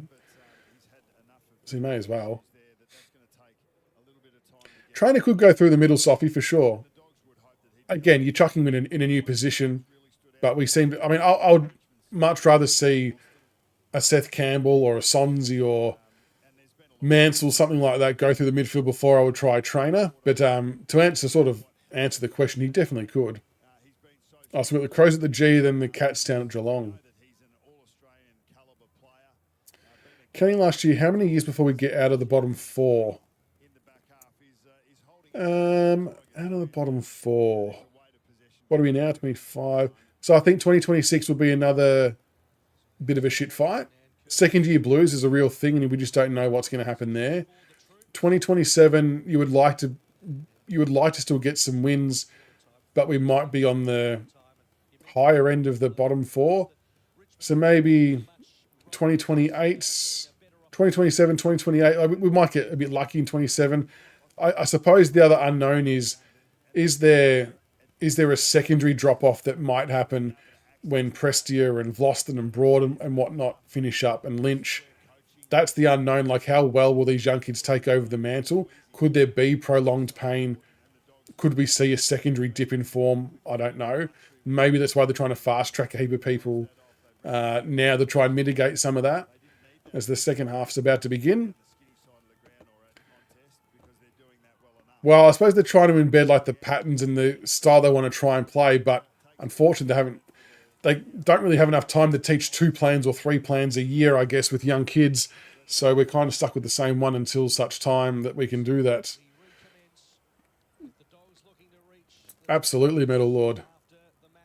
Yeah, McCall was a big out. He had a pretty good month, didn't he?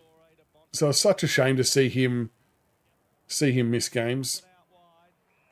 Has there been any scan results on him yet? Do we know? Have they said anything about Kenny McAuliffe?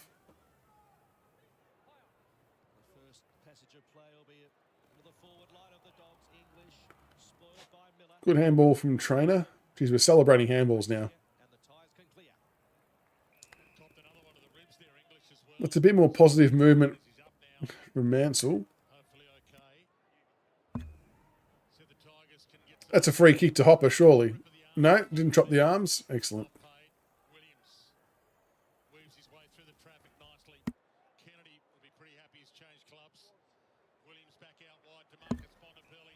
Bond's out in a field of space. Oh, Buku's come on. No one on him. Yeah, I'm pretty sure Hopper did have his arms chopped.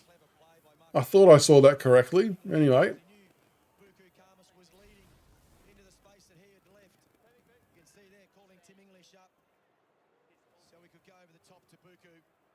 She's a well-placed kick from the Bont there.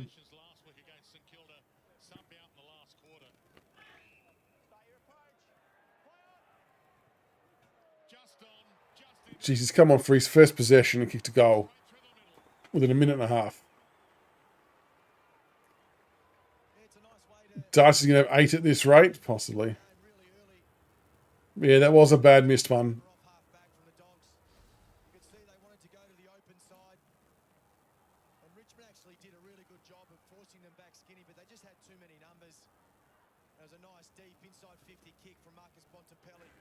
This is the worst our defence has played for a while.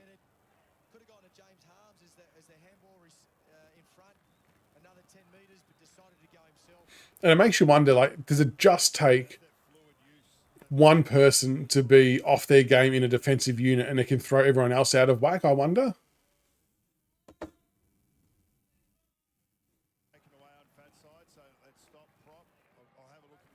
Like, I don't know if there's anything in that, but they are just all at sea at the moment. Hopper Reed. Yeah, English took his eye off the ball, didn't he, in that contest to try and get impact. Hey, we've got an inside 50 and a mark. Look at that, Mansell.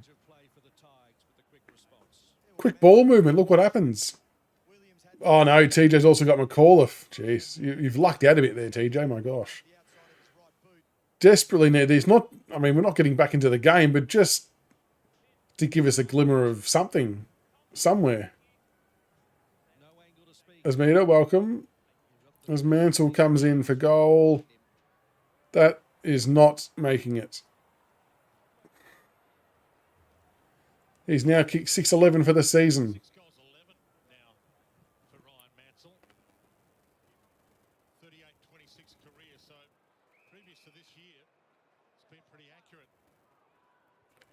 As the Dogs... Oh, jeez, that's a dangerous kick inboard, but... I heard his quad, TJ, at training, so not too sure what it was, if it was a knock, if it was a muscle tear or something, or what it was.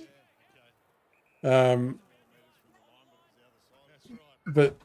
Yeah, I don't think they've had any results of the scans yet, if there was scans, unless someone's seen something that has been posted somewhere. The hot spot on the wing. Lob, just patted it down. Going hard for a run, Green. Really Can't Steely get that in there? with a bounce and into the pocket. Mansell's got back. Oh, Mansell. Just tried to That was probably a difficult one to mark. quite drag it in. But like, we just didn't even kick it to his advantage. There's probably so much space we could have kicked that to. Sammy wants Jasper on. Surely we see him in the third quarter. Dan Curvis just a little hip Fraser out to Bontempelli. English fumbles. Got away with it though towards Kennedy. And then his kick over club. They're just a well-drilled machine, aren't they, the Bulldogs? They definitely could have, Parks. They definitely could have. I think Chris Newman looks after the forwards. I'm not sure if there's someone else they have who does goal-kicking stuff. Good tackle, Mansell. Oh, Sonzi dances around a couple. Behind.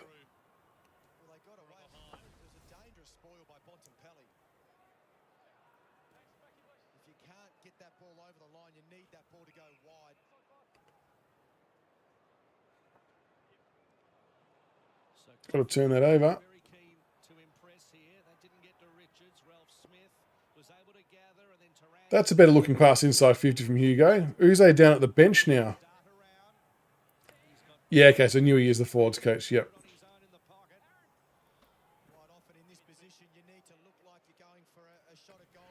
Don't mind having Uze down at the bench level so he can actually interact with the players and hopefully guide them through it.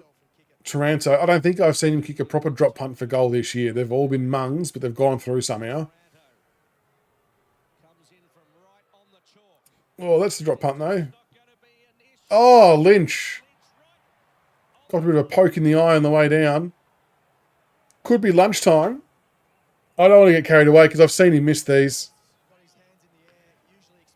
I'm not at all going to... I'm not pushing the goal button until we see it. Because there is history. Straight through. Lynchy on the board. Very good. There's actually a pretty strong mark in the goal square from Lynchy.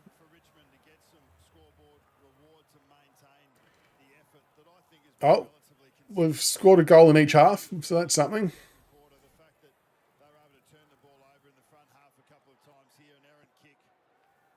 Yeah, the Cats will be filthy, I reckon. I think they made a pretty large play for old Matty Rao. But I can see why he'd stay. I mean, the Suns are definitely... I know they lost today, but they're definitely going places. So, yeah, the Cats may have to reload and go after something or someone else. Whatever that might look like. Grab.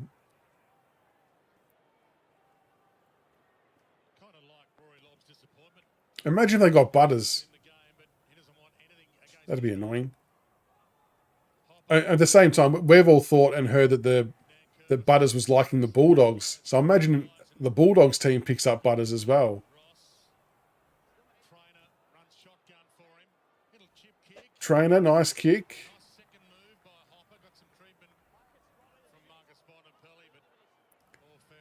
This could be, well, it should be 2 inside 50s in a row here. Oh, God, that was a shit-ass kick, but they've somehow bumbled it over the line.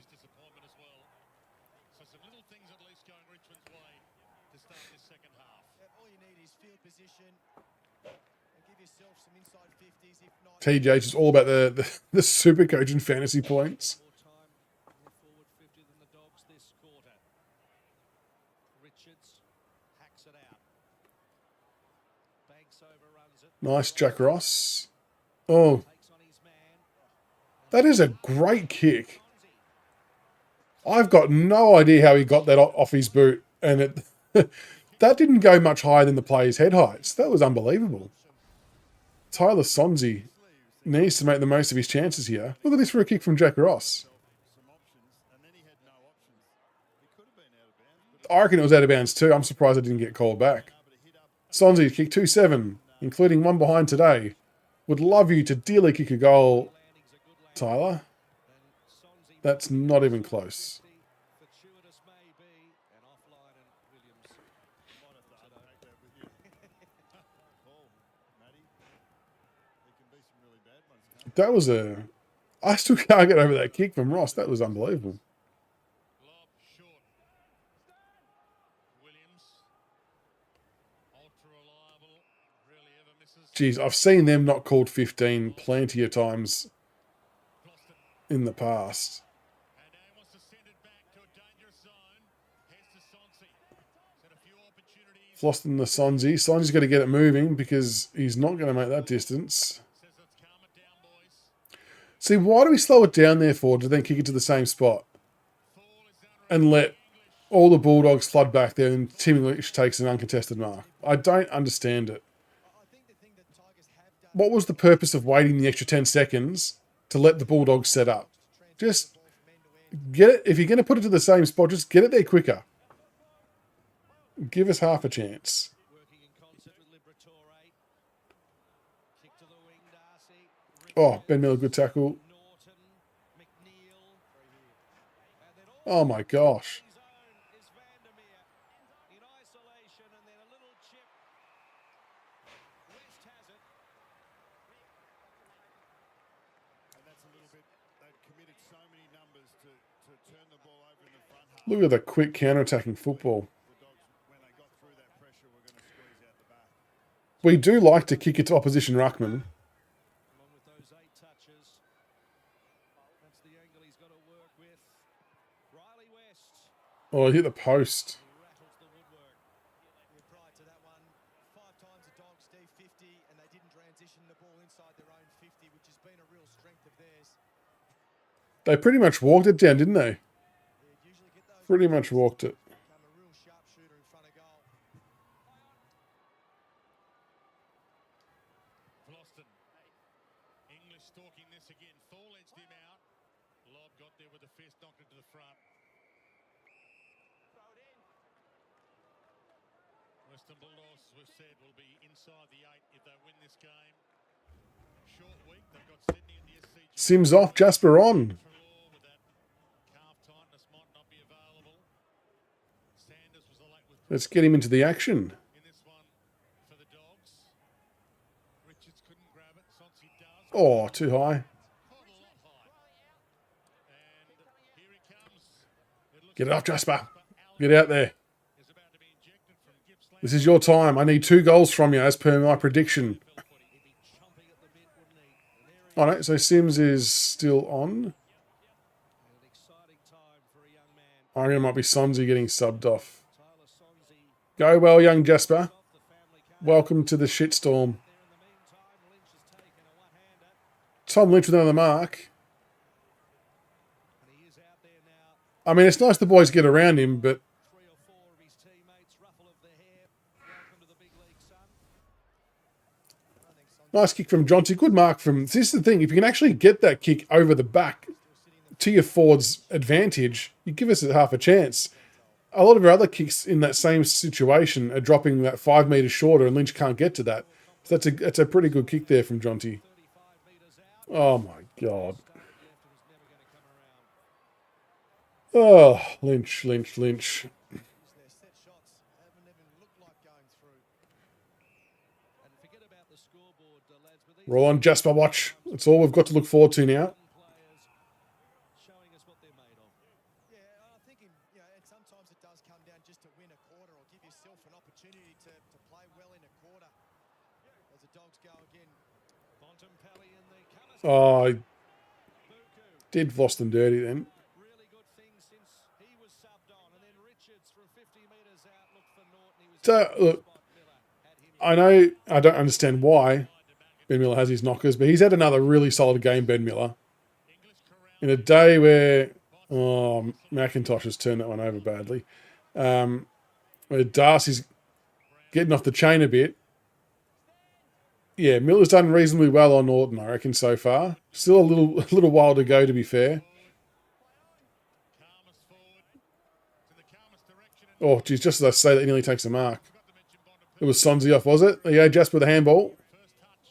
working up the ground. Good one, Jasper. Now you're going to get down there and kick a goal. Oh, who was that kick? Fuck's sake.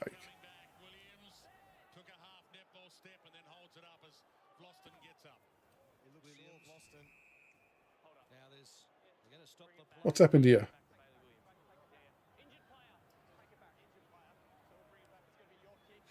Is it a free kick or are they just calling it back? What are they doing?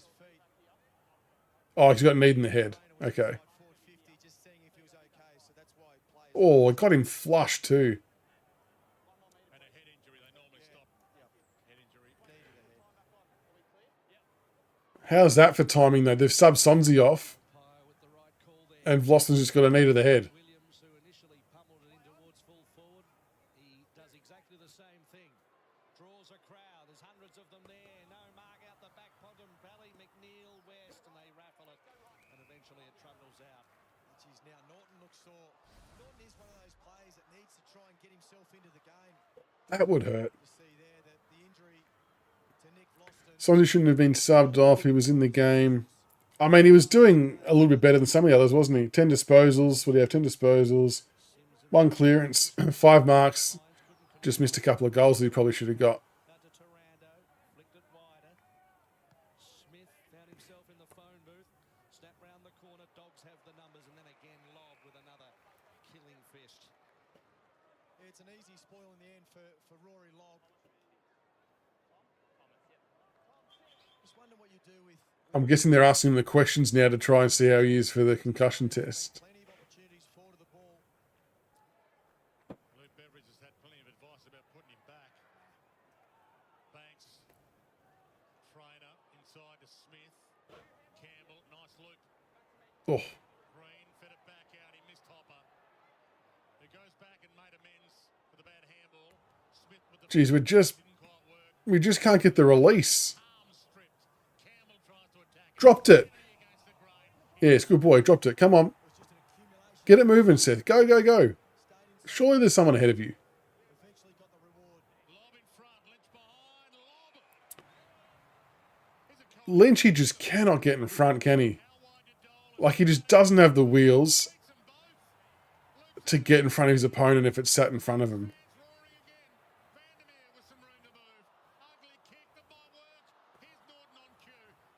Oh, no, he's left that behind. Oh, nice, Ross. Oh, my God. Bolter, what are you kicking at?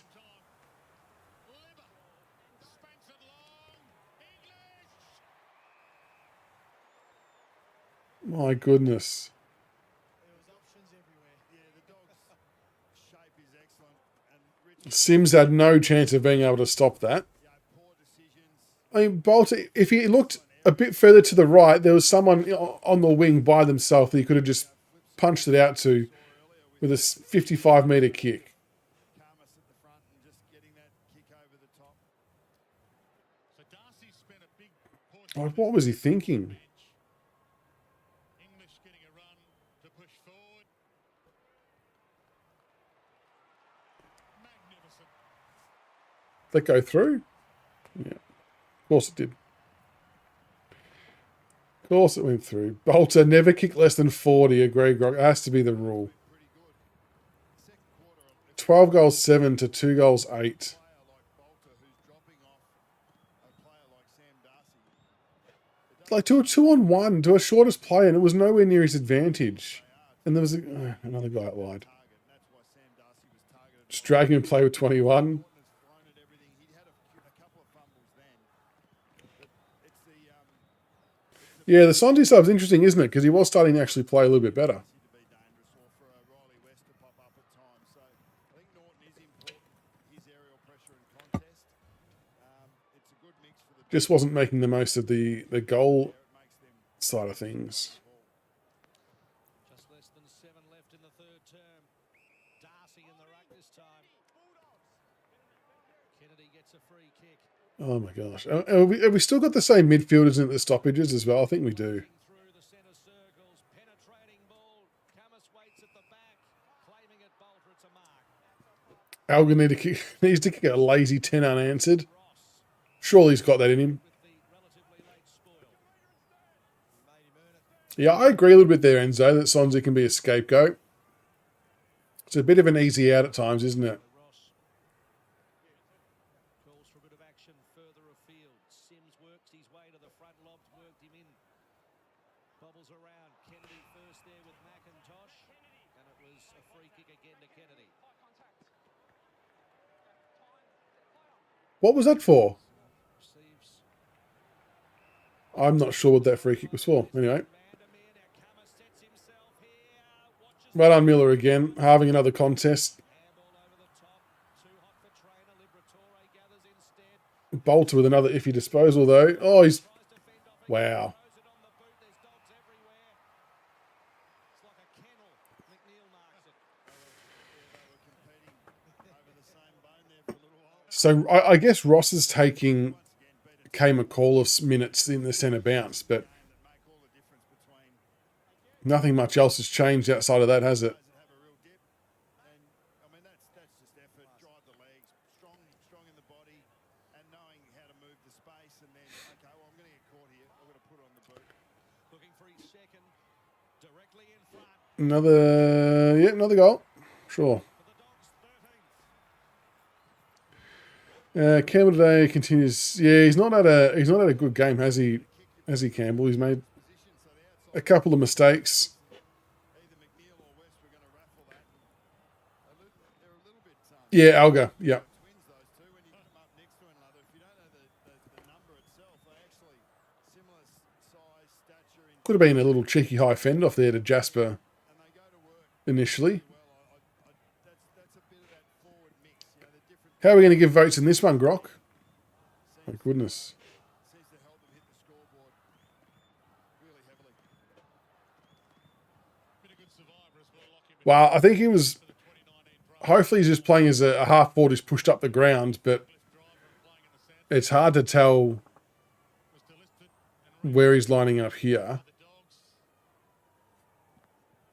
the Dogs Is next week's game playing.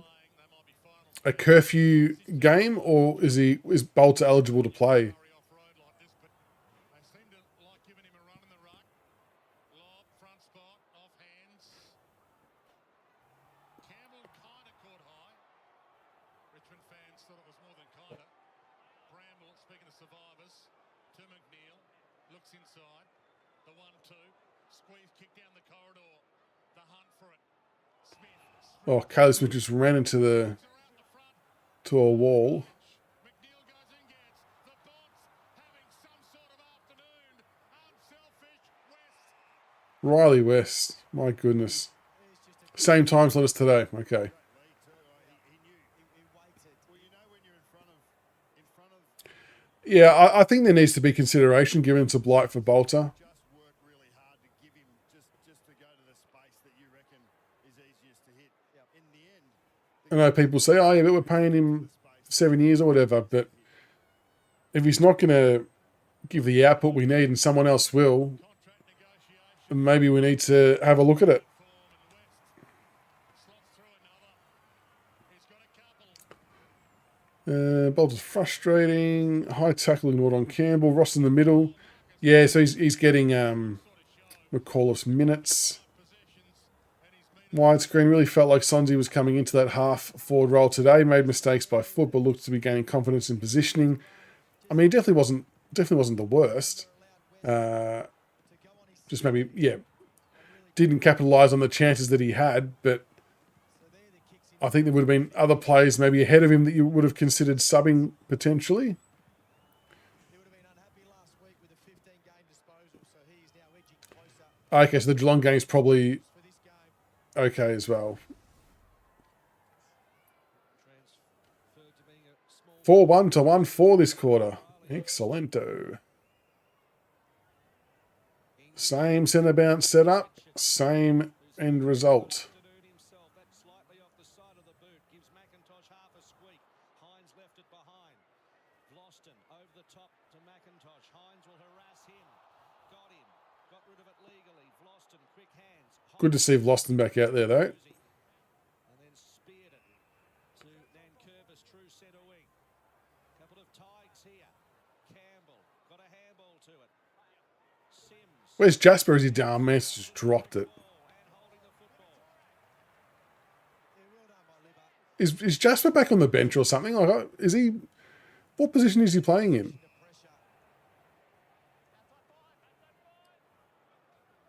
Never been All-Australian, Tom Liberatore. Haven't seen him in the front half yet. Case again this year. Yeah, it was a bit of an iffy tackle, wasn't it? Is that the required or was it cut off anyway?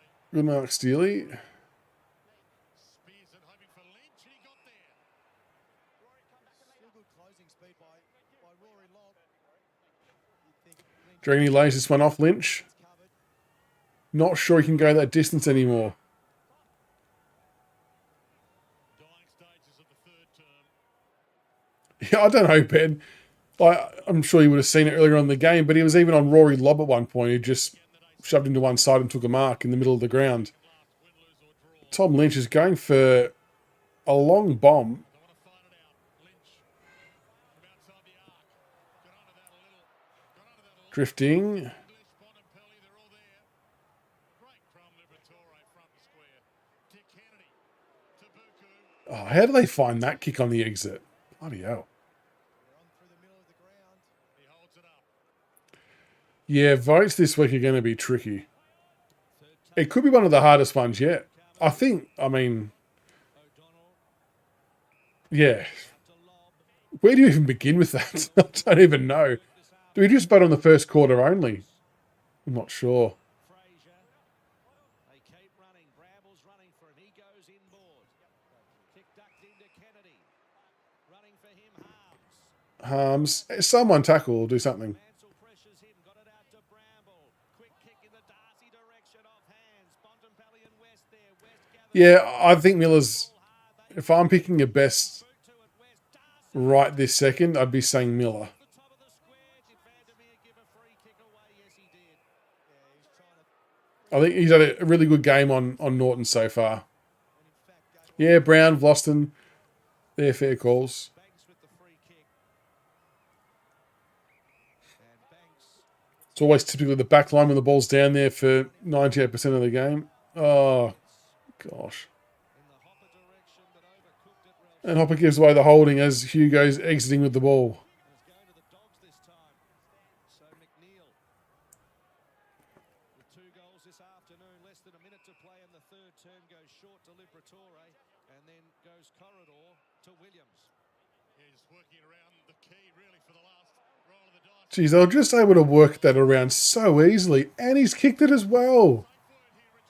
My goodness. What was that, like 3 kicks just around the outside casually, uncontested to a guy in space, and then boom, finished with a goal. Ridiculous. That was just really great shape. The Richmond players had collapsed, and this is once again that offense that what are your opposition giving you? Okay, they've given us the lateral. We'll go again. They haven't come out at us. So It was way too easy. outside to Bramble. Now that could have been 20 metres further out if a Richmond player had pressed up, but he hadn't. So the kick drew him into the 50, into space, and then he just took the opportunity to finish. They thought through it well, didn't they? Yep. They weren't enticed to go long to the top of the goal square. We need a Jasper special. They just realised where the weakness was in the Richmond defence. Played every game last year, Bramble, fighting for his footy life after coming from the Hawks. Ralph Smith Hugo. Oh, Lynch. looking for a quick reply. Another mark. From a very similar position as last time. Fourth mark inside 50 this quarter alone. He's turned the tables on that contest with Rory Lobb, who was excellent in the first half.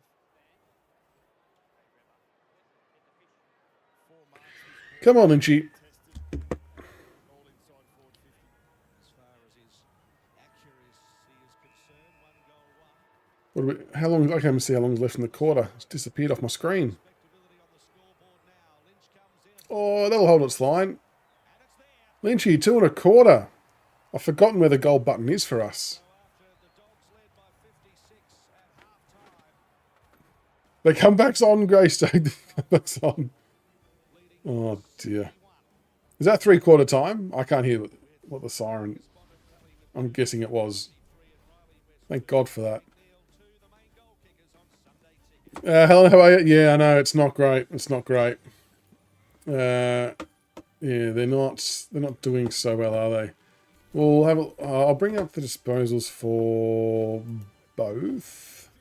Bont 25 touches, Libber 24, Loston 22. Good to see him back out there after the knee to the head. Bailey Williams 21, Richards 20, Kennedy 20, Bailey Dale 20, Taranto 19. So what's this? 1, 2, 3, 4, 5, 6, 7, 8, 9, 10, 11, 12, 13, 14, 15. In the top 15 disposal getters on the ground, we've got 4 players. That pretty much sums up how we're tracking. Clearances. Tim Taranto's got 5 clearances. That's something nice. There's not a lot of silver lining in this one, folks. Not going to lie. Inside 50s, 46 to 30. I still don't know how our efficiency is 56.7, but anyway, it feels like it's far less. Clearances. Amazingly, we've still kept it close in clearances, like total clearances, 25 to 21. And we actually bridged the gap, I think, a little bit on stoppage clearances, but just in general play, clearly getting smoked. Even contested possession, 95 to 93. Like, if you looked at those stats in isolation without the scoreline, you'd be like, oh yeah, but maybe it's a closest game. But yeah, clearly not. Uncontested possession, this is the big one. 224 to the Bulldogs, 139 to Richmond. That's a huge difference. They will... So our 2025 average is 204 and theirs is 241. So yeah, that's not great. Marks, they're taking 102 marks and we've taken 54. Wow. That's crazy. Marks inside 50, 13 to 10. We've taken 8 contested marks. We've outdone them there. 48 tackles, 8 tackles inside 50. But yeah, it's all pretty grim in the stat regard. 3-figure dropping on the cards. I mean, look, that's probably the next or the only aim we can kind of hope for is to try and keep it under 100. I've got no idea if that's even possible with the way they're going, but that would be some small silver lining, possibly. Banks has had some okay moments. Tom Brown's had some okay moments too. That was close to our best quarter. I mean, the first quarter was pretty good. No, you can't sack a coach off a game like this. I know it's frustrating and people are rightfully upset at how we're playing, but it's more than just one game.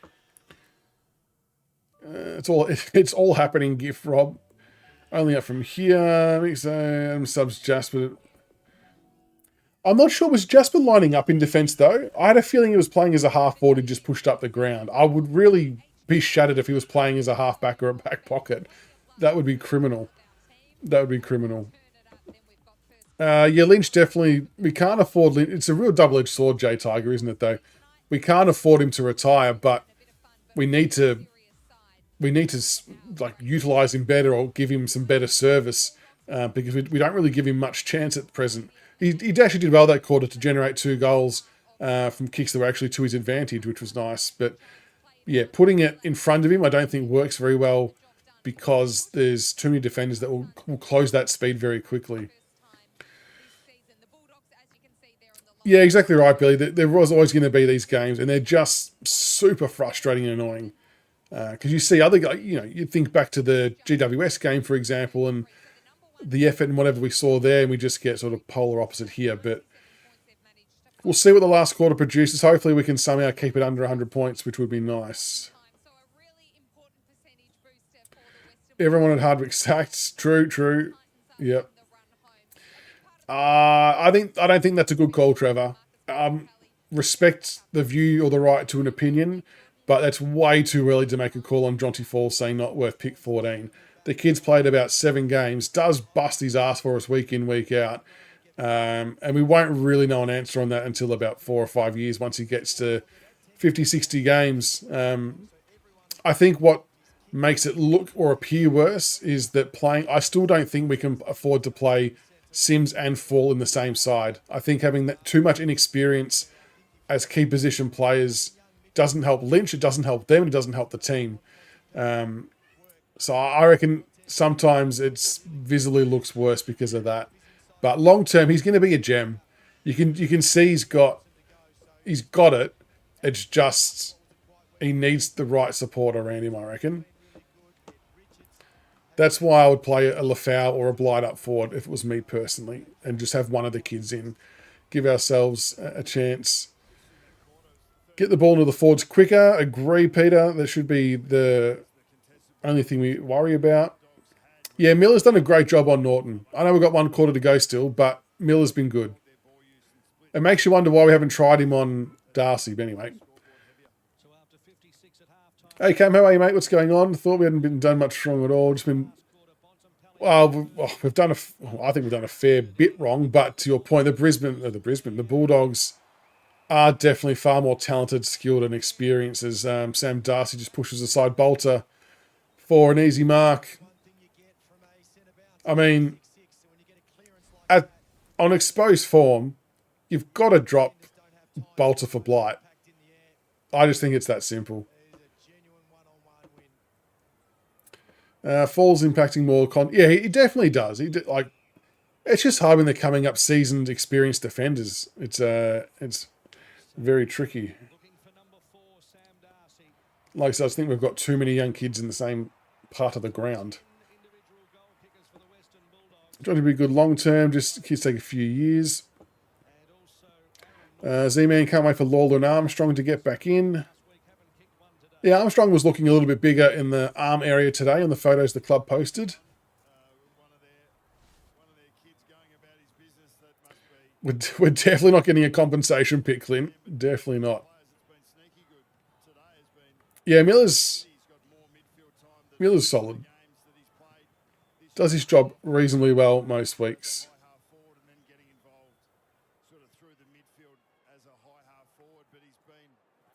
Yeah, Trad, I'm a little bit surprised too that we didn't try Miller on Darcy. I mean, I don't know if they would try it now. It would seem like a bit of a waste to try it now. But it kind of just felt like that would be a natural move. Doesn't look like we've changed our midfield mix-up yet. Oh, Banks with a bit of turn of pace.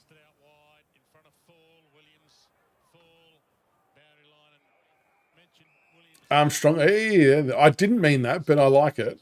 I like it. Oh, yeah, I forgot about Riley Thilthorpe, Eric. Jesus. Isn't he a big unit? My goodness. He's going to be a big handful next week, Thilthorpe.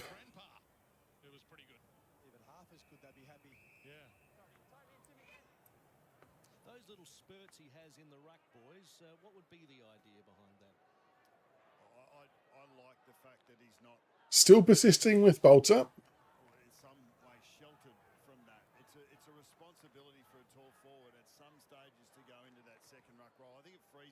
Oh, Trainer just skewed one off.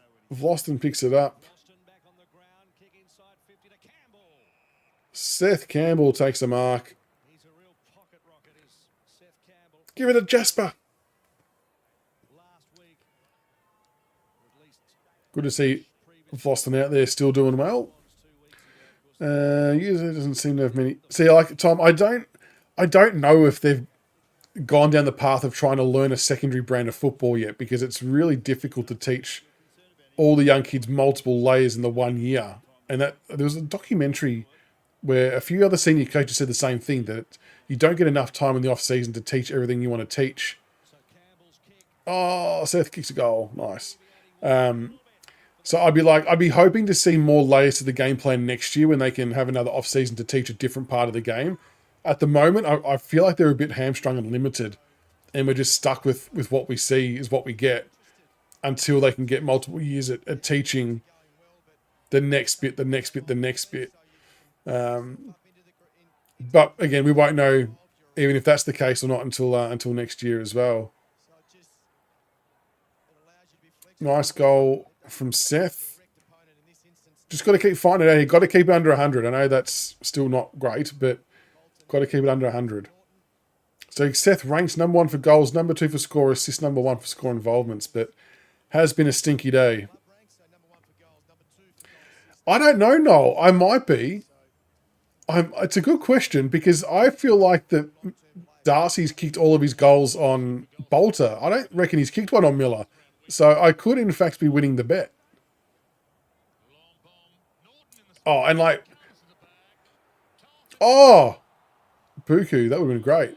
I fully did expect Miller to get Darcy because I just thought that Miller was in better form than Bolter.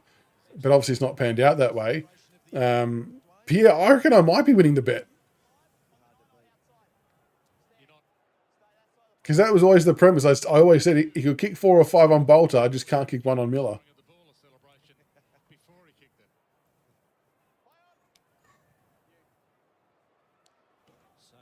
I'm sure that'll cause... Oh, Jonty, good grab. I'm sure that will cause a little bit of controversy in the work group chat when I flag that I might have won the bet. Beat Richmond by 115 points back in 2006 was their biggest win. In fact, I'll chuck it in there now. I'll chuck it in there now, and we'll see what response we get. Hang on. Tom Lynch out. Kick to centre half forward. Kennedy at the back. Broad's claiming it, and he's going to be paid it.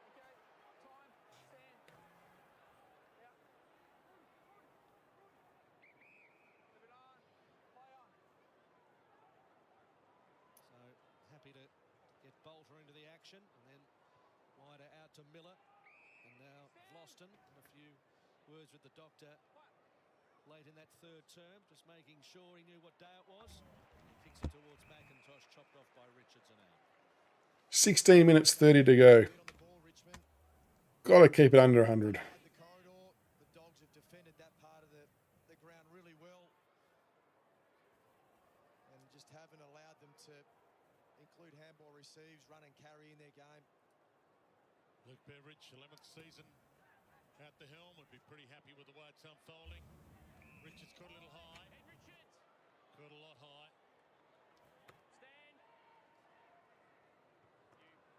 See, look how...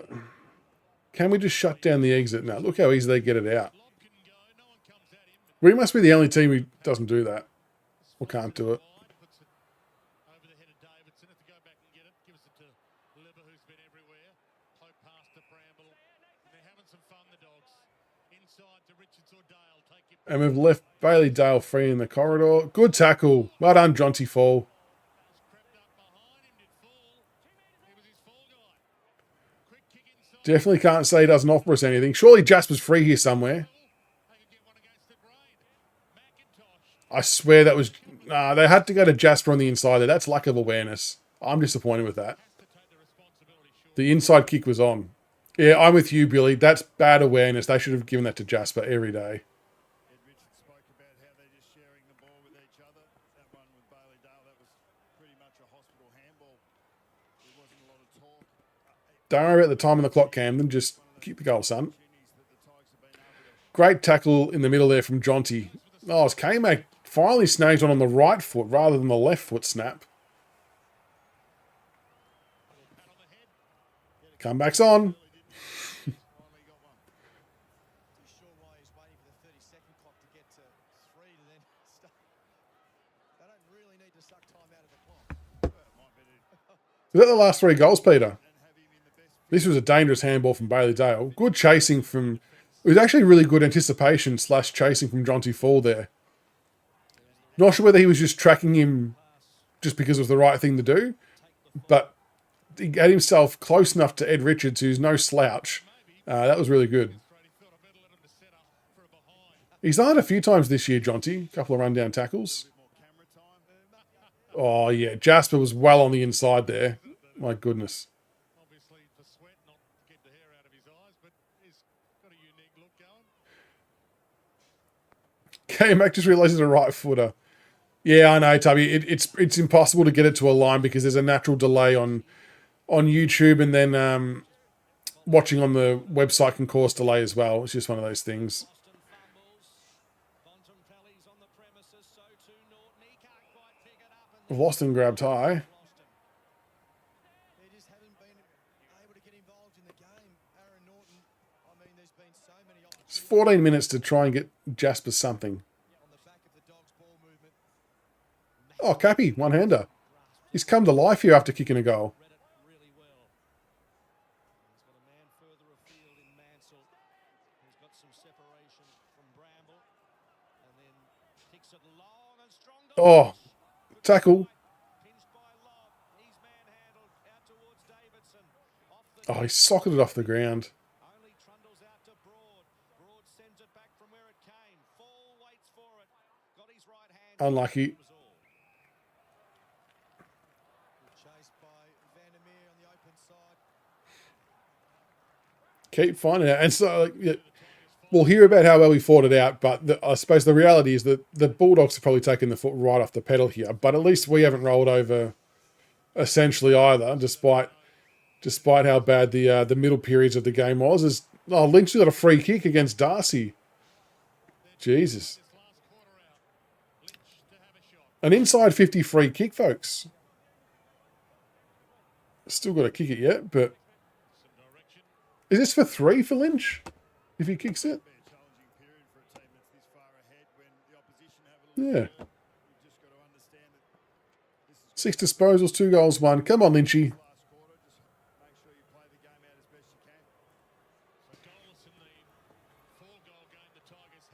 Oh, snuck it home as well. 3 for Lynch on the day. Yeah, get around him, boys. Get around him. Oh, someone's poked him in the eye. Someone's had a rye celebration and poked him in the eye. Oh, my God. We don't need that.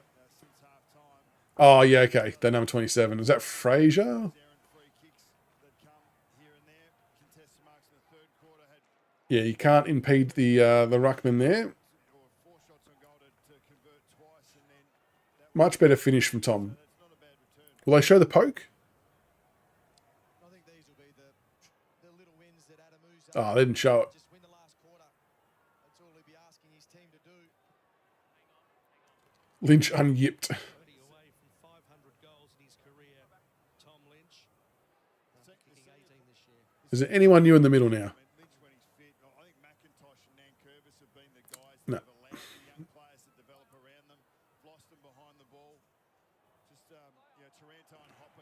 Sims up against English. Good spoil, Jonty. So Taranto's kick off hands Dale with the crumbing Hines and then West in isolation, steaming through the middle. Kick inside 50. Set up But I mean, that's a 360. Why isn't that holding the ball? who slid through and said, "Thank you very much. I'll kick number 3." Jeez, that's That is close. unlucky. Yeah, bomb with another one. But Miller could have been rewarded for that tackle then.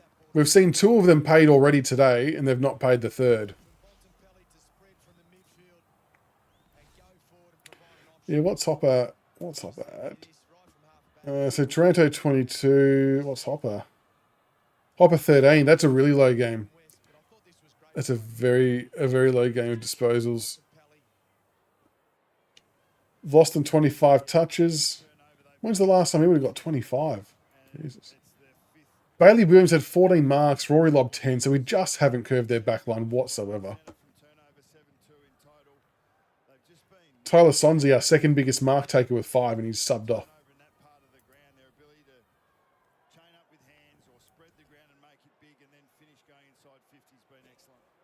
English against Sims.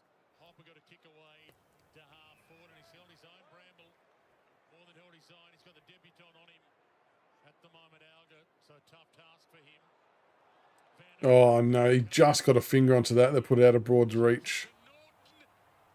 That's the kind of day he's having. Just when he thought he was going to have a shot, taken off him on the full. Loston, 12 minutes 18. Bolter. 12:09, 12:08. Real high ball, that one. Caulfield from nowhere tried to mark it. McIntosh tries to fall over it. Just Fossick's around. Real stacks on. Has been Brent. Aaron Norton on screen. Goalless this afternoon.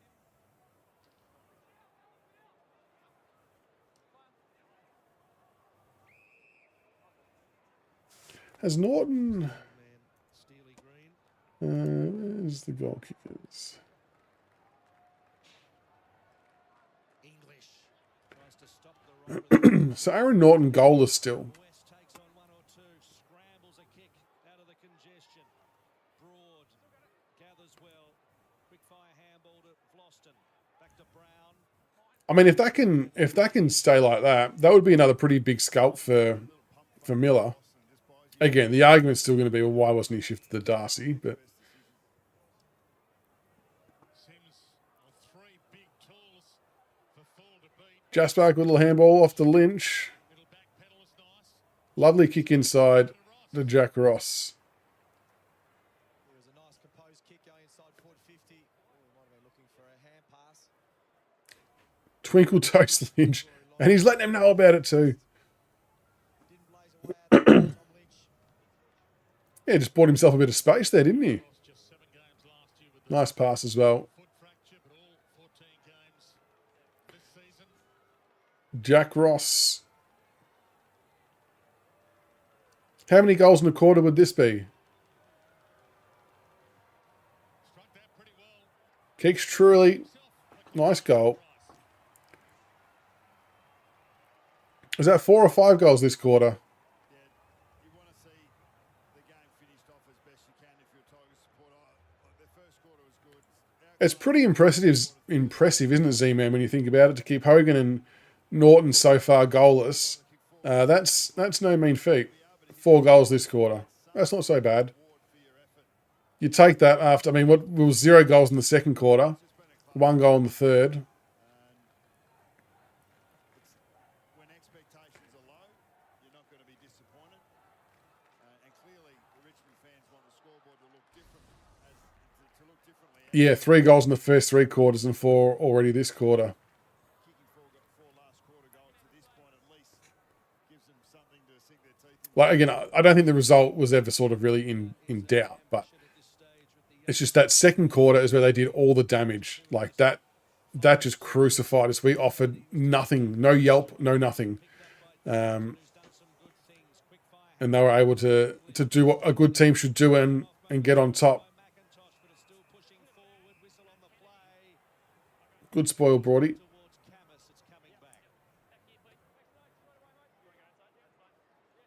Oh, it's a free kick, is there? Lovely. Kennedy, 2 goals against St Kilda last week. What was he looking at there? Jesus. But the problem was Camus wasn't there. Broad was the last man. Yeah, we're just flipping around which quarters we decide to play well in. Like I said, a lot of this will be the doggies have taken the foot off the pedal a bit, so I don't want to try and take too much credit for it. But our boys are still not giving up. Oh, Jack Ross had no awareness then.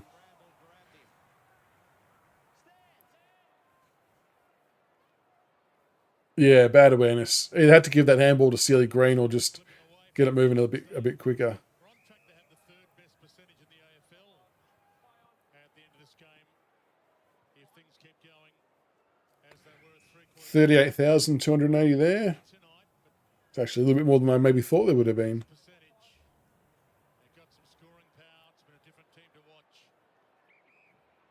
Sam Darcy back in after missing much of the season through injury. Norton comes hard. Lob in the middle.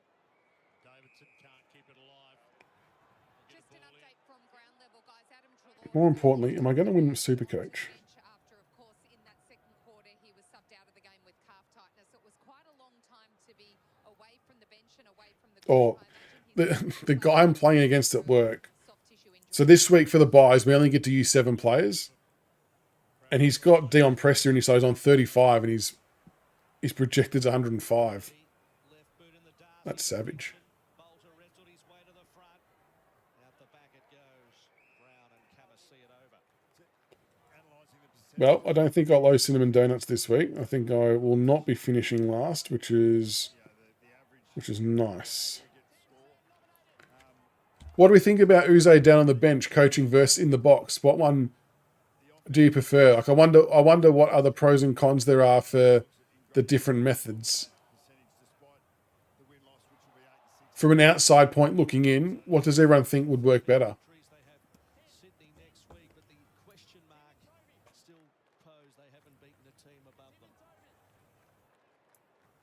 GWS initially was the only team they had above them that they'd beaten through the year. Still the Oh, he's going to give a free kick away to English. What they are doing is they're putting themselves in good shape to be able to answer those questions when they come.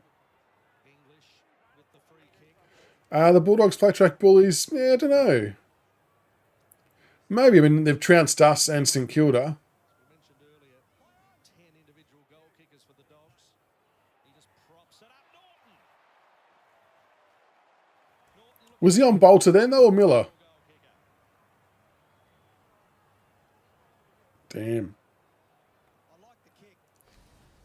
Let's see who's on. So I got there quick. Bolter. So he was on Bolter then. Bolter. Good Miller had Sam Darcy. So it's still not against. That's not against Miller. in the end. That would be against Noah Bolter still. 23 comes in. Now joins the list. Joins the goal. There you go. So the one time they swap, Bolter's man still kicks a goal. That's just not Darcy. The defensive craft of Noah Bolton is it's an On the ground's better. Old man Fagan does it. Yeah, Fags has done that for a while, hasn't he? Coaching from the ground. which I think is great for an intercept defender at times, but when you against the weight of territory and entries that the Tigers That is truly fascinating. That like the positioning here, like any time, that one time they've switched, he is, and he's able to make his opponent still scored. even got sight of where he's My goodness. so he can actually make that play. It seems like one Yeah, I think on the bench is good too for the younger players. he doesn't then re-engage. He's a good defender up the ground. Oh, hello. Yeah, it's a good call, Hawk team. Seth Campbell is in at a CBA, folks. He's been exposed in the D50 this Oh, we got slaughtered in there. English, number 208, the traffic was coming. But that's where you want to see him when the games, mix it up a bit. I know nothing really happened for him in that centre bounce. There you go. So Miller back on Norton, doesn't even mark it. Oh, but he has a shot there. Shit. Missed. Missed it, but good to see him getting a couple of touches and finishing strongly. 3 goals against the Saints last No, good spot up there, Hawk. Good spot up. week. Had more possession. I mean, the orange boots stand out, so it makes it easy for us to see, which is good. But you don't mind seeing Seth in the midfield. So Banks. Long kick. Long. Oh, Dion. That strong fist. Not clean at all. Ran it and then Bontempelli sends it back towards Norton. Oh, no. Tall timber of Darcy. Yeah, Darcy's got hold of Miller. Well, once again, it was a kick that got there quickly. And the forwards never take their eyes off the ball. Great extraction. Kicks it to the hot spot. And in that Damn. period of time, it was Miller that had front position. Oh, no. That's my bet done. Shit. So No. No. God damn it. I got through till 6 minutes 30. and that's 5-2 for the afternoon. Yeah, 5-2, 9 score involvements. He's taken 8 marks. 3 of those have been contested. Well, looks like I do have to bring Cinnamon Donuts in next week. Positions inside that forward 50. And Bontempelli has had some sort of game as well. Yeah, what's Bont on disposal wise? 31. It looked too easy, didn't it? Supercoach lovers will be all over Bonts. The good players Oh, Darcy's going to cause the competition problems with years to come. He's an unbelievable player. And you mentioned the Dogs haven't beaten anyone above them, or they won't be able to beat anyone above them the next 2 weeks either. They've got Sydney at the SCG and then North Melbourne here at Marvel. So they might just keep climbing the ladder and having less. Seth was in for another CBA there. Oh, he slipped over at the worst possible moment then. Point. Seth in the middle. The effort between Norton versus Bolter and Miller and Darcy is pretty stark in that Norton goal before. It definitely was. rating is 31.4, which is the 10th highest game by a Bull. Yeah, I don't think we've defended well as a team at all. Like with a third man up or handing over and communication. It's all been a bit at sea. WS held on to that 7th spot on the live ladder. And that's probably due largely to how good the Bulldogs have been. Taranto. Back he goes to Bolter. Kick into the middle. Smith 5 minutes 48 to go. showed a little bit of courage there and got out. Still need to keep it under 100. So things opening up in junk time as Miller pierces one to Ross. I know, Brock. I was thinking the same thing. Offloads. Banks towards Nankervis, caught at the back. Oh, Jasper. Oh, it's handballed. Alger with the disposal. McIntosh is centering hack, looking for Prestia. Richards dropped them. Oh, Dion. Here goes back. Taranto. Hopper. Hopper off a standing start. It's going to be online. Has it got the trip? Has that gone in? Is that a point? It's a goal. The Tigers. Hopper with the goal. Good work from Tom Lynch on the goal line there to hold him off. Wasn't sure he was able to get that done there, but well done. 5 minutes 9 to go. Good little handball there from Jasper. Good contest from Dion. Pretty much whatever you want on the goal line. And Yeah, a bit of a goal streak here, Josh. Agree. we get a I mean, I know there's probably a whole ton of circumstances around why it's happened with the Bulldogs maybe easing up, but you would rather go on a goal streak than not go on a goal streak, if that makes sense. Is that 5? Is that 5 for the quarter now for us? While they're reviewing it? not too sure there's a free kick there. Oh, goal. English with a slap down. Little tap away by Vlosten, but straight to Richards.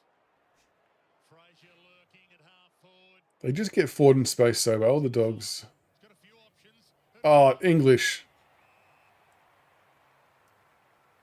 He is a big weapon Hugo's gone flying across there, but just in didn't get the ball. to missing the top 10 of the Dogs' best and fairest last year. The good Tim English just changes this whole team. And you're getting good Tim English at the moment. Geez, he had a big game as well, hasn't he? 21 disposals, 9 marks.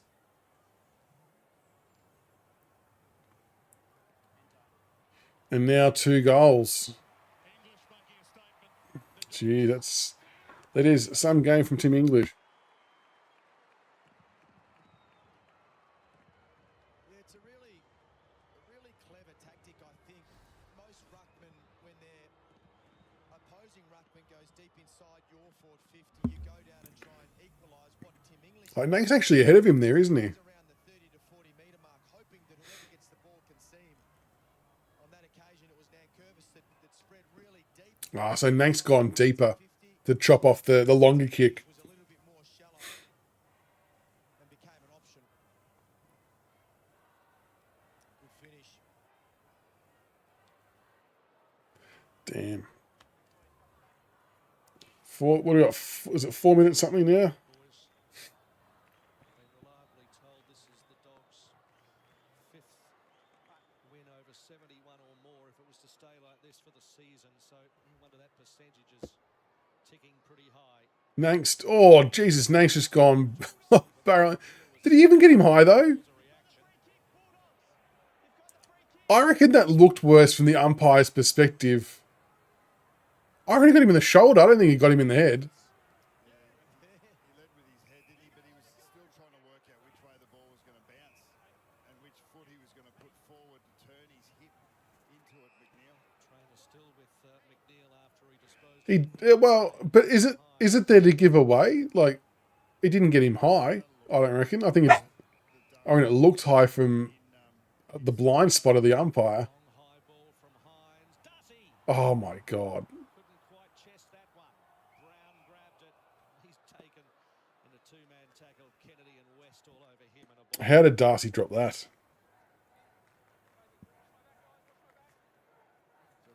Looks like he's got a stinger down the left shoulder. Might have got it, sort of glanced him up the top through his neck, shoulder region. Bontempelli back to Davidson, little two-man game. Geez, Bont's going to get close to 40 touches here. Norton to the front. English, Norton. got some weaponry. Darcy jumps in. Rouse Smith through the traffic. Prestia, McIntosh, Banks. Oh, Banks, that was an absolute scrubber. Back to the bomb. Back to the hot spot. Thumb to Oh, my gosh. brilliant palm down to Hines. He's having some fun as well in game 5. Wowee. Still going to keep it under 100. I know, we've kind of undone some of our work, haven't we, in the last quarter? That dude's been hit by a freight train in Nankervis. Hines is clean hands here. That scoops below the knees, and then the finish. That's excellent. Really good skill. And the celebration. Act like you've done it before. Yeah, it's no fuss, is it? Yeah. As we see there that Dan Curvis, McNeil. Yeah, I don't know. Yeah, it doesn't. Yeah, I don't think he got him in the head. I'm not sure that should have been a free kick. Involved in it, but you know what, Nan Curtis. We've lost the quarter now, have we? Interesting. Anything to answer on that? I don't think so. But what's he getting reported for, though, Samuel? He got him in the arm. For contact with his left arm there a little bit.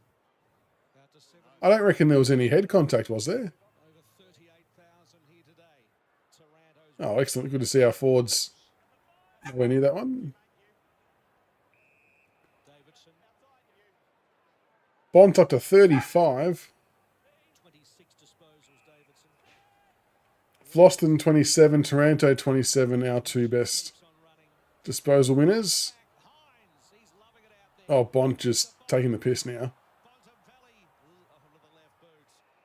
Would have been too good to be true, out of bounds on the ball. Davidson 27, Libber 26, Kennedy 25, Check. From the bomb position. K-Mac 20. See how hot I really am. Missed some games this year. He's finished second in the Brownlows twice. It's a big drop-off, isn't it? Marcus Bontempelli. It's gonna be hard Sam Banks 18, the way Trainer another 15. the last part of the season. Chip kick to Bolter. Yeah, there you go, Bolter. Kick it 70 metres long. Look how much better that was for us. The hands are full. English getting back to lend a hand. Got a little one high. 135 to 56. And not many Bulldog fans have left their seat. Minute 34. Let's get it over and done with. Well, I think we're going to avoid 100. Switch around. Lob. Big round of I applause. think. The roar for Rory to Kennedy. No free and Dolan stripped. Ball in.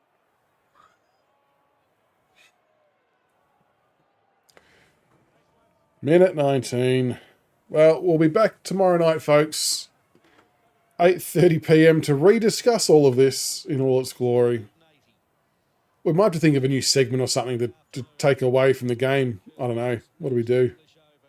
Fraser got a hand to it. Bontempelli fighting to the bitter end. Or do we just open up to viewer questions? I'm not sure. We'll think of something creative. Harms grabbed by Oh, he's got a kick in. kick away somehow.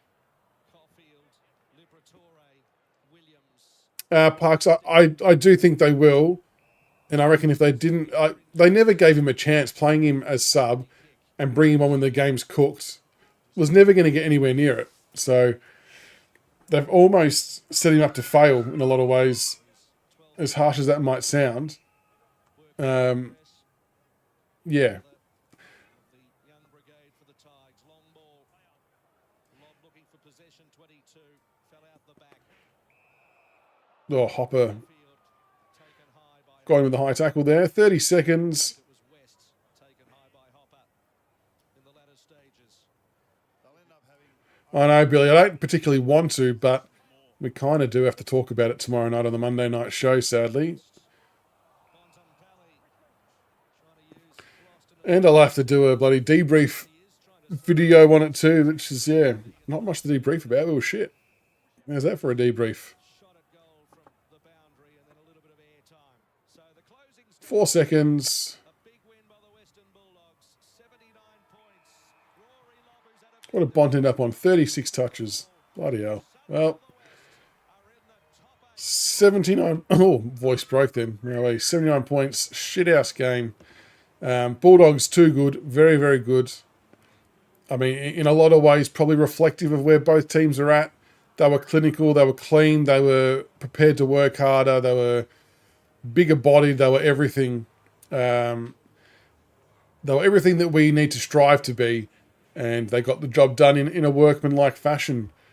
Then, yeah, unfortunately, yeah, we were just left a bit wanting. First quarter was okay. Missed a few goals that we should have got. And the last quarter, look, we kicked, 4 or 5 goals, which is better than nothing. But those middle 2 quarters were definitely very pedestrian-like and not good enough. And they pretty much did the damage in that second quarter alone, really, and for large chunks of the third. But, yeah, I still think there's a bit to play out with the balance of the team. Still not sure not having another experienced body up front's any good. Lost the last half by 23 points as opposed to 56. There you go. Okay, so, yeah, small win there in some way, shape or form. But look, we saw Seth Campbell in the centre bounce a couple of times, although the ball didn't really go his way, so he wasn't able to really get anywhere near it. But other than that, there wasn't a lot on offer. I thought Ben Miller did okay down back, bar maybe the last 7 minutes. Bolt had a shit one. Could quite easily have Blight come in for him, and I don't think anyone would think twice about it, to be honest. The Smalls just didn't really... They weren't able to get involved because we weren't able to bring the ball to ground again, so it's kind of a compounding issue where we get outmarked and then a lot of our players aren't getting the ball or getting the chance to get the ball, and they all lose confidence as a result. But, yeah, not the greatest game, but... Look, it's a long journey. We knew there was going to be some heartache along the way and some hard times. We don't shy away from that. They're just shit when you have to deal with them at that moment in time. But the sun will come up tomorrow and we can talk about Taj Houghton again. There we go. That'll cheer everyone's spirits up. But thank you to everybody who jumped on today for the lives. It's always a big one doing the double header, the VFL and the AFL. Appreciate all the love and support. Hopefully it's... yeah, almost a bit of therapy to go and watch through that all together. But yeah, we'll be live tomorrow night about 8:30 p.m.